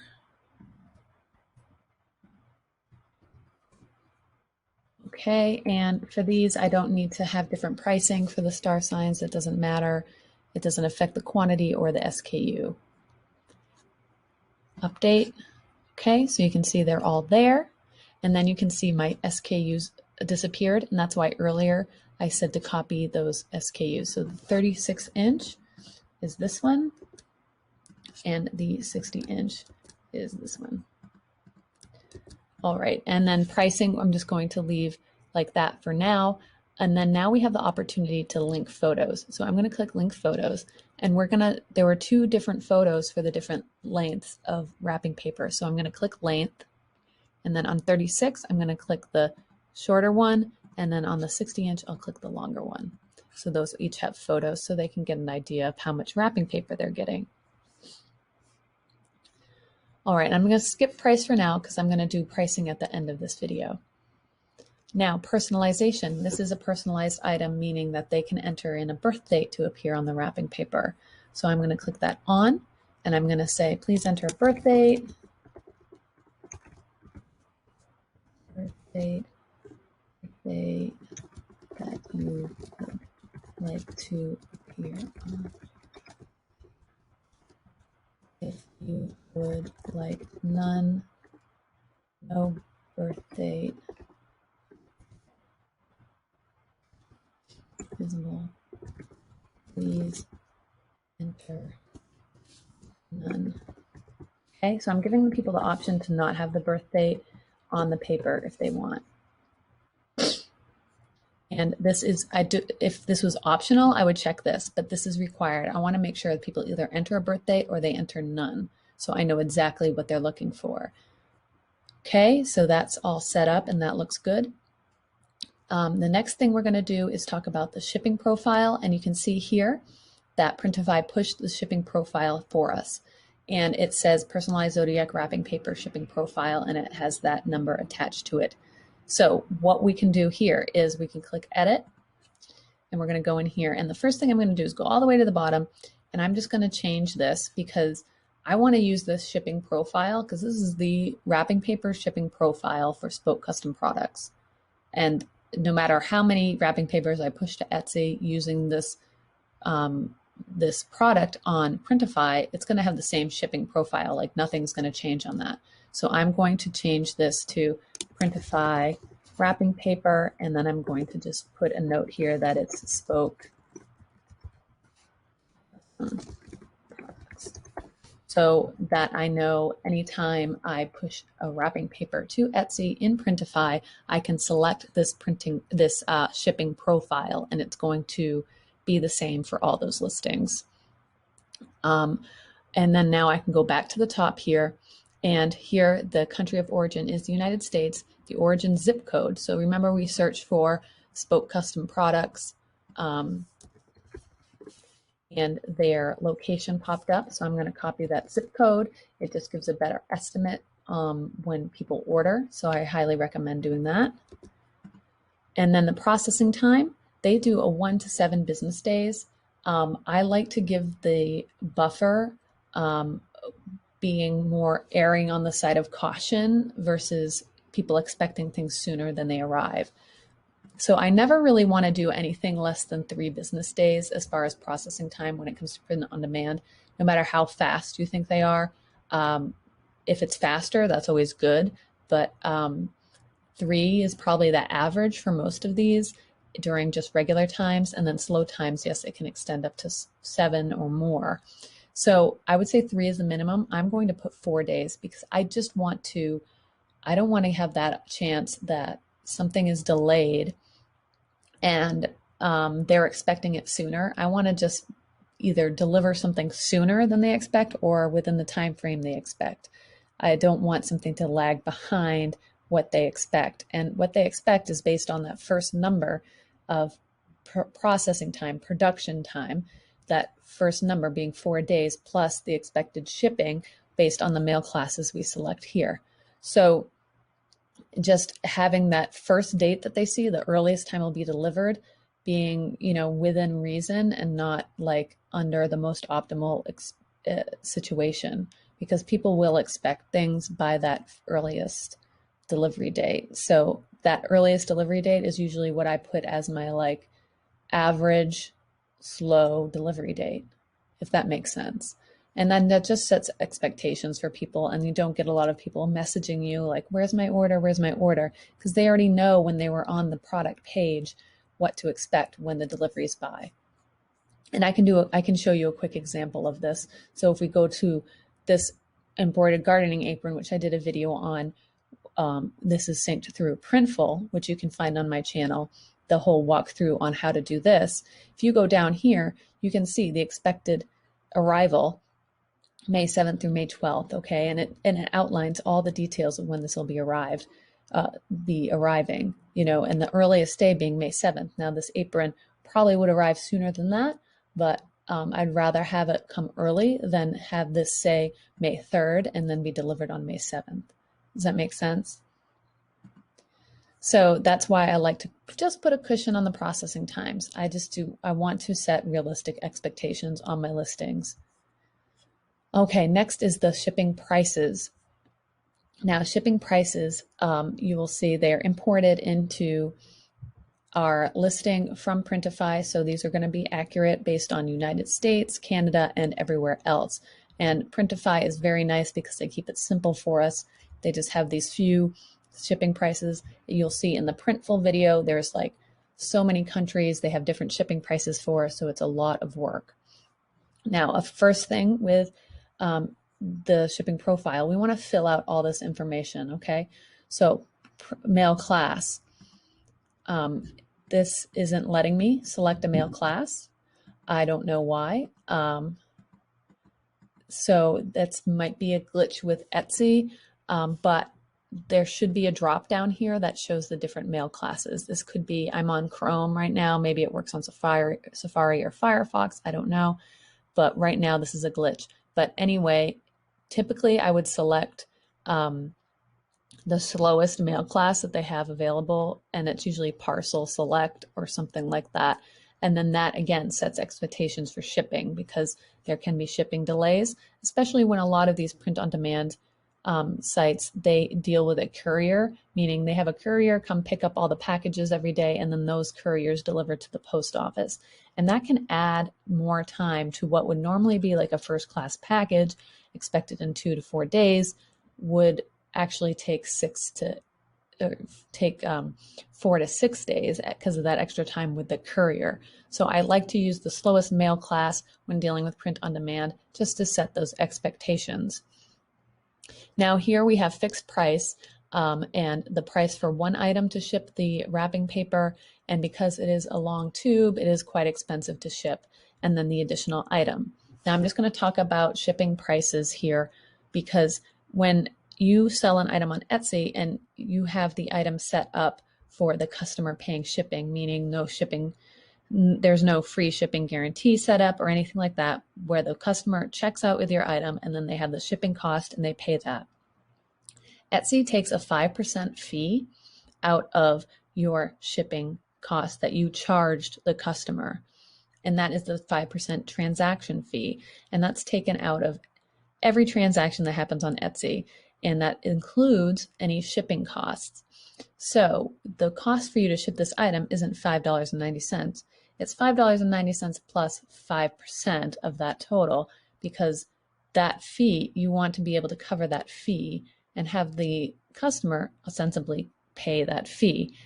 So there's two ways to go about it. We could add that fee here in the shipping price, or we can add that fee into our listing price. And there's two schools of thought on this. Whichever way you want to go, it's important to have that fee covered. Just because even though these small little fees seem like nothing, they do add up, and Etsy has a lot of fees. I have a video on fees. I have several videos on fees on Etsy. And if you don't understand what I'm talking about with all the layers of fees on Etsy, you should go back to my channel and watch these videos on the fees, because I go through it in great detail and explain. And that's why I talk about my Etsy calculator so much, because these fees are very complicated and complex, and they're based on percentages, which can be very hard to predict when the item of your product is, and then based on the item, the product listing price, based on the shipping price, based on the sales tax the customer paid. There's all these layers of fees that you are paying, and it all depends on all these factors. So it's very hard to predict, and it's never exact. Even my calculators, they're not exact.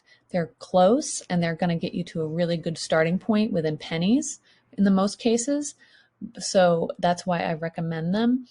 But it's important to know that you can never predict exactly how much those fees are every time.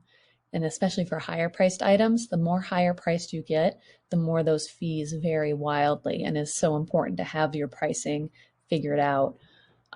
So anyway, I'm just talking about shipping prices now. I kind of went off on a fees tangent. So what we can do is we can leave these prices as they are, and I'm going to show you how to price for these shipping prices in your listing price. If you wanted to make sure that that fee for that shipping transaction fee is included, you would add 5% to each of these shipping prices, the one item and the additional item, to make sure that that fee is covered when the customer pays. So again, I'm not able to select carriers here, but if I select other, it does allow me to at least put in a delivery time. And we know Canada is painfully slow. So I like to put 7 to 15 days for Canada. It's very slow. And then everywhere else, I like to do 10 to 25 days because worldwide shipping can vary wildly. And since I'm not able to select a mail class here for the USA shipping, I'm just going to do other, and then I'm going to do the first class parcel select, which would be 3 to 9 days.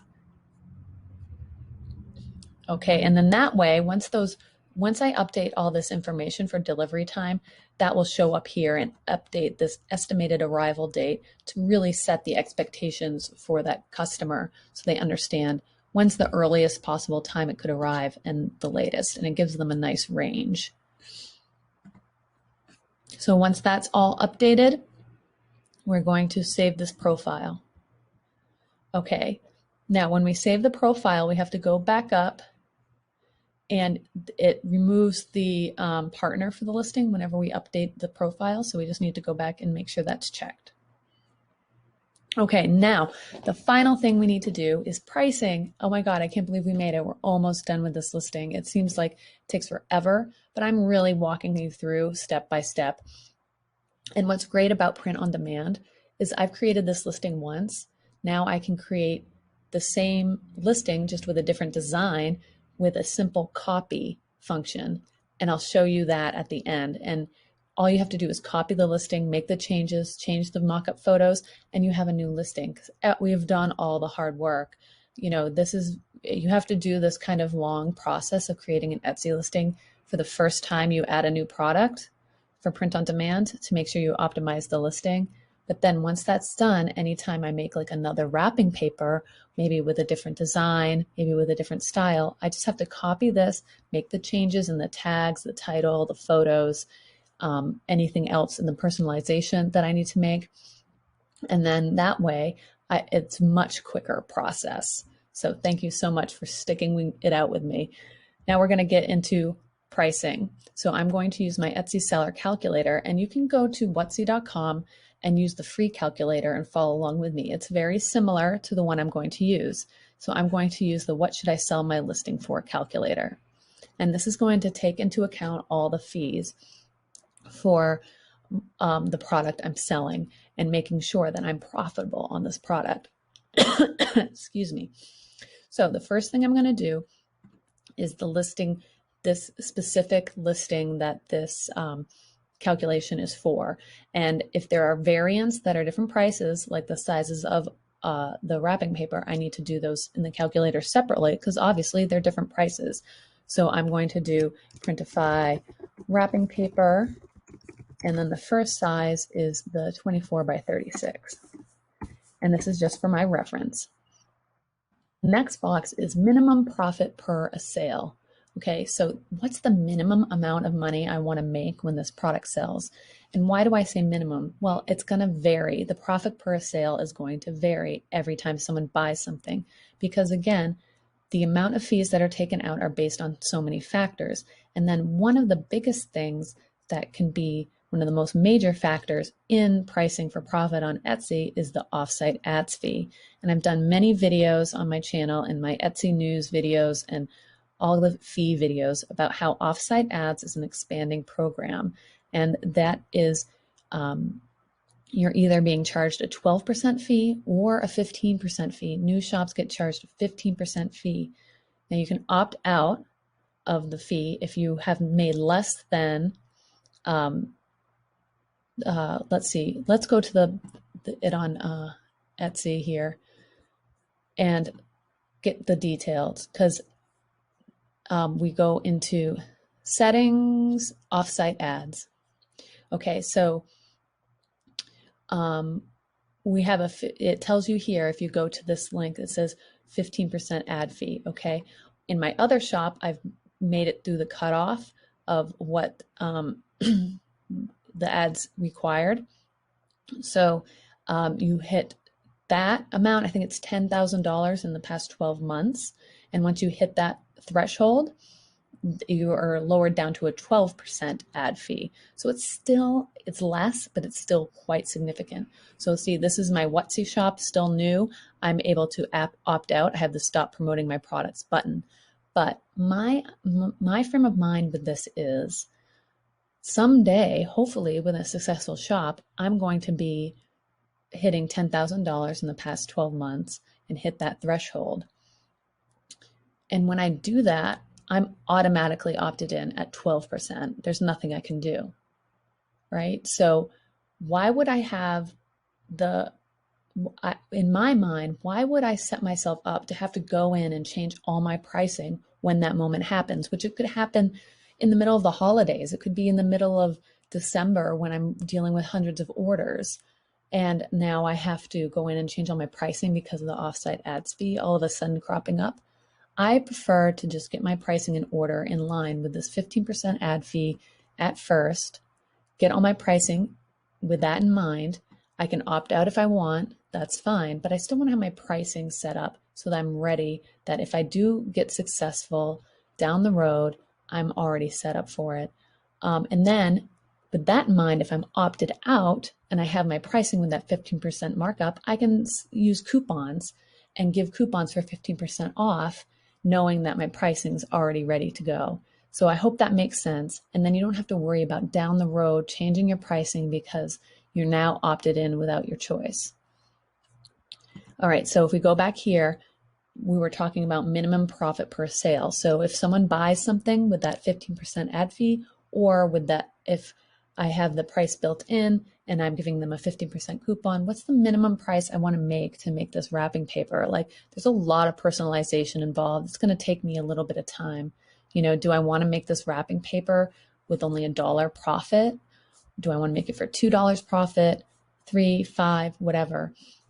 So I'm just going to put $5 minimum profit per sale, meaning I really don't want to make this item if I'm not making $5 when I sell it. That's just me on this item because it's very personalized. It's going to take a lot of time for me to make.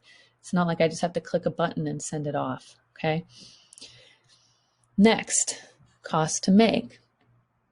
Oh, I just want to make one more point about this minimum profit per sale. So $5 I'll make if someone clicks through an offsite ad and that 15% is taken out. Now, if someone just finds me in Etsy search, the profit per sale will be much higher because it doesn't have that fee. This calculator is just taking into account that offsite ads fee potentially being used. So I don't want to make less than $5 per sale, even if someone clicks through the offsite ads. Okay, that's just my decision. You can change it to a lower number or whatever you feel comfortable with. All right, now cost to make. Now we're doing the 24 by 36 wrapping paper. So we want to go back to this, the listing page and get the price for these. So let's see, it doesn't have the prices here. So we have to go to here. Remember, click edit listing. And then here is where it lists the retail or the cost. Okay, so 24 by 36 is $6.72. So I put that in, $6.72. Now, shipping price at checkout. What is the customer going to pay for shipping at checkout? If I have it set up for free shipping, I would enter 0 here. But I want to enter in the highest possible shipping price someone will pay at checkout because, again, remember those fees I was telling you about on the shipping profile? That there's a 5% transaction fee for the shipping, and then also the shipping price plays into the payment processing fee that's taken out. So shipping, if they're paying shipping at checkout, it's very important to enter in the highest possible number that you would be paying here to cover all the possible fees. Okay, so if we go back to our listing, and then we go back to our shipping profile and click edit to look at it, we can go down and see the highest possible shipping someone would pay is $9.99. Now I can lower this number by just saying, no, if you're not in Canada or the United States, I'm not selling this to you. Or you could just do the United States and have it be $5.90. You know, that's the options you can make. And but for this listing, I'll sell it worldwide. $9.99 is the highest possible shipping price. So we're going to put that in here. And as you can see, we're starting to add in some serious numbers here. And this is going to be more expensive than you think it is once we add in all these fees. Okay, now if we selected free shipping, we need to enter in the cost to ship the item because the customer is not paying the cost to ship the item, we are. So that has to be added in as an expense. So if I have, you can see here, if the customer pays for shipping, this is 0. So I have the customer paying, at most will be $9.99. So I'm going to enter 0 in here. If this was a 0 because I offer free shipping, I would enter in $9.99 here because that would be the highest cost to ship the item. And I need to be able to cover that and still be making that minimum profit per sale I desire. Understand? So this is how things can add up very quickly. The next thing here is the offsite ads percentage. And we went into our Etsy shop manager. We went to settings, offsite ads to find out what our percentage is that we are paying. And I'm doing a 15%. I'm opted in at the moment. I can decide to opt out because the store hasn't hit that threshold for the 12%. But I'm going to price with this in mind for 15%. You can also price with this opted out, ignore. That's up to you. Now, this is is a feature that's only in the paid version of the calculator. And so I'll skip it with this, but this is a coupon discount percentage. So with all these fees in mind, you decide you want to offer a 10% thank you coupon with your orders, or a 10% abandoned cart coupon, or sign up for my email list, you get a 10% coupon. You're going to have to include that in your price because, again, if you don't include that in your price, that 15% or that 10% coupon is going to be coming out of what number? Your profit per sale. That's the number that it takes from. And you add up all these discounts, fees, and coupons. This is where you can get into trouble really quickly. So if you can do, with the paid calculator, you can select a coupon. So you'd want to pick the highest discount you wish to offer during a sales event or as a coupon. So if you're going to do a sale during Black Friday, you want to price your listings in mind for that sale, so that when you get that, give them that really great coupon, that it doesn't destroy your profits and pretty much make them 0. Because why would you make sales and not make money?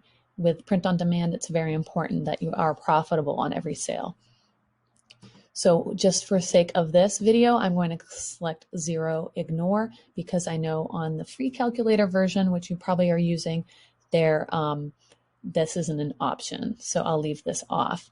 And then you can have the results sent to your email address, which I have on the free calculator. It just sends to your email. I'm not collecting your email address for anything. It's just so that you can have the results emailed to you and you can reference them later. So once I've entered that in, I just click Get Estimated Selling Price. Now this tells me everything I need to know. So the wrapping paper, this is the listing name. Okay, for my future reference, I can print this page. The listing price that it recommends is $17.16. So basically that's the minimum price I want to sell this roll of wrapping paper for to make that $5 profit. If I change this number, it's either going to increase my profits or lower my profits. And again, this is based off of if someone clicks through on offsite ads. If someone's clicking off of a search listing or just a regular finding my listings that's not offsite ads or not an affiliate link, then I will get more profits than $5. I just set my minimum amount that I want to make per sale as $5. Okay, and then I didn't have a coupon, so that's a 0. So the listing price should be around $17.16. Now, with the paid calculator, I get fees and breakdowns, so I can see where all my money is going. Okay, so I have my desired profit, cost to make, the shipping price, listing fee, right, is 20 cents. then the Etsy shipping transaction fee for this is 50 cents. So 50 cents goes to that. Now, the coupon, it doesn't apply to this because I didn't set up a coupon, but the payment processing fee on this listing is $1.06. Again, this varies. It's never going to be exact because there's a lot of factors that go in, but it'll be very close to this. The transaction fee will be around 86 cents. And then you can see if someone clicks through off-size ads and buys this wrapping paper, the fee is $2.57. That's a lot of money when we're talking about an item that, how much did it cost to make? $6.72. So this is why this calculator is so important to have. I want to make sure I'm selling this for the price that I want so I get the profit I want. Like, I don't want to sell this wrapping paper and do all this work to customize it and not make what I feel like I deserve for this wrapping paper, okay? I could make changes to this price and then make adjustments. But if someone clicks through an offsite ad and then uses a coupon on top of it, I mean, that's where you get into trouble very quickly. So for a 24 by 36 wrapping paper, $17.16. So I could do a price of maybe $17.50 just to make it a nice round number. Okay, and then we can do the calculator again for the 24 by 60. So all I have to do is click refresh. Okay, and then I'm going to do Printify wrapping paper. And that is, the size of that is 24 by 60. Okay, and then I want, again, the size doesn't matter for me as far as profit per sale. I want to make the same amount. It doesn't matter what size. I could increase this number if I wanted, if I felt like it was more work, but to me, it's the same amount of work. And then cost to make. So we go back to Printify and into the edit the listing and then find the pricing of it. So the cost is $9.70. Okay, so cost to make, $9.70. Shipping price at checkout, again, is $9.99, is that highest possible number. This is 0 because I'm having the customer pay. And then again, 15% offsite ads. I'm going to ignore the coupon for now, and I'm going to send this to my email. Get estimated selling price, and you can see this here, $20.83. So I will price this at something like $20.85. I think that sounds like a good number to sell this at. And there we go. So now I have my pricing figured out, and I know if someone clicks on offsite ads and orders this wallpaper or this wrapping paper, excuse me, I'm going to make at least $5 every time I sell this listing. And I know that for sure. Okay, there's no question about it. If another thing that is important to do as far as coupons, and that's why I would recommend, if you offer a lot of coupons, to try out the paid version of these calculators, because factoring in those coupons, those can get you into a lot of trouble as well. All right, so we're back to our listing. We have our pricing, we have everything filled out. We've got all the details that we needed. The last thing we do is preview. So I'm going to click preview, and I always get this alert button, and usually it tells me something I left out. So we kind of scroll up, see what I can find. If I left anything out,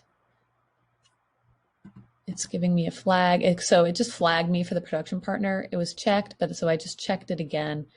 There's something buggy with production partners. So I'm going to click preview, and then it shows me no preview.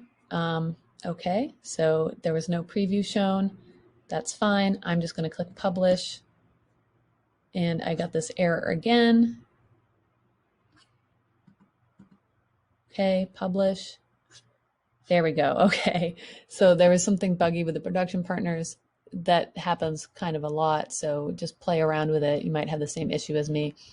So there we go. Use one of my free listings, because I got 40 free listings when I started my shop for using an affiliate link. And in my listing toolkit, I have one, and also in the description of this video if you want to start off your Etsy shop with 40 free listings. If not, this would cost 20 cents. So click publish. Okay, and then we come back to our listings page, and it says your listing is now active and view your listing. So we click on that, and here we go. So our listing is live, and we have our title here. We have all our photos, which look great. The video didn't show up. That's kind of curious. So I will go back and we'll figure that out. But we have the length you can choose, and then the star sign, and then personalization for the birth date and how many you would like. So that looks great. So, okay, there's no listing video.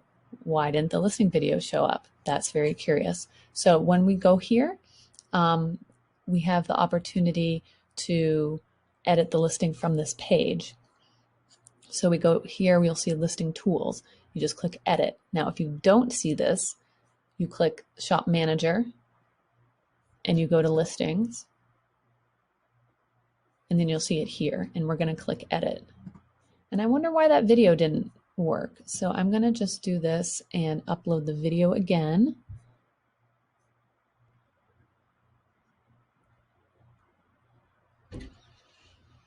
Okay, so the video's uploaded. I'm just going to play it, make sure it's working. Yep.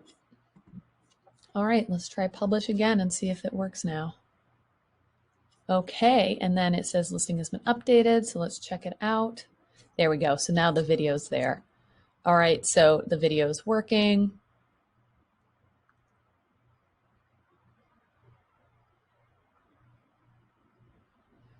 Perfect.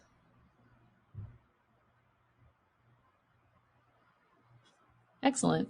So, and there we have all our listing photos. And when we click on 36 inch, we see that one. We click on the 60 inch, we get that one. Here we have more details, highlights, the estimated delivery dates. We have the description here. So everything looks great. All right, so I hope you found this video helpful and it got you to connect your Printify account to Etsy and create a listing. Now, when an order comes in, because I followed the steps in the first video, so if you haven't watched the first video that talks about how to connect Printify to your Etsy shop, go back and watch that one so you get the settings right.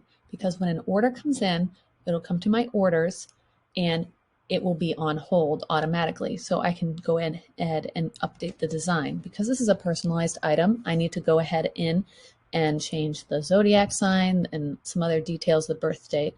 So this is important that I had these settings that I did in the first video of connecting Printify to Etsy so that all the orders are automatically put on hold for me so I can update the design and manually get those fulfilled. And they don't accidentally get sent into production with the wrong design, and then I have to pay for a whole nother roll of wrapping paper to be sent to somebody, because once an order is processed in Printify, you can't stop it. It's gone. It's out the door. So it's important to have those settings set up right. So if you haven't done that, watch that first video and get all those settings done correctly. Let me know if I skipped anything or if there's anything you're having trouble with or confused about when connecting Printify and Etsy and updating your listings. I'm happy to do more videos or answer those questions in the comments. So let me know in the comments.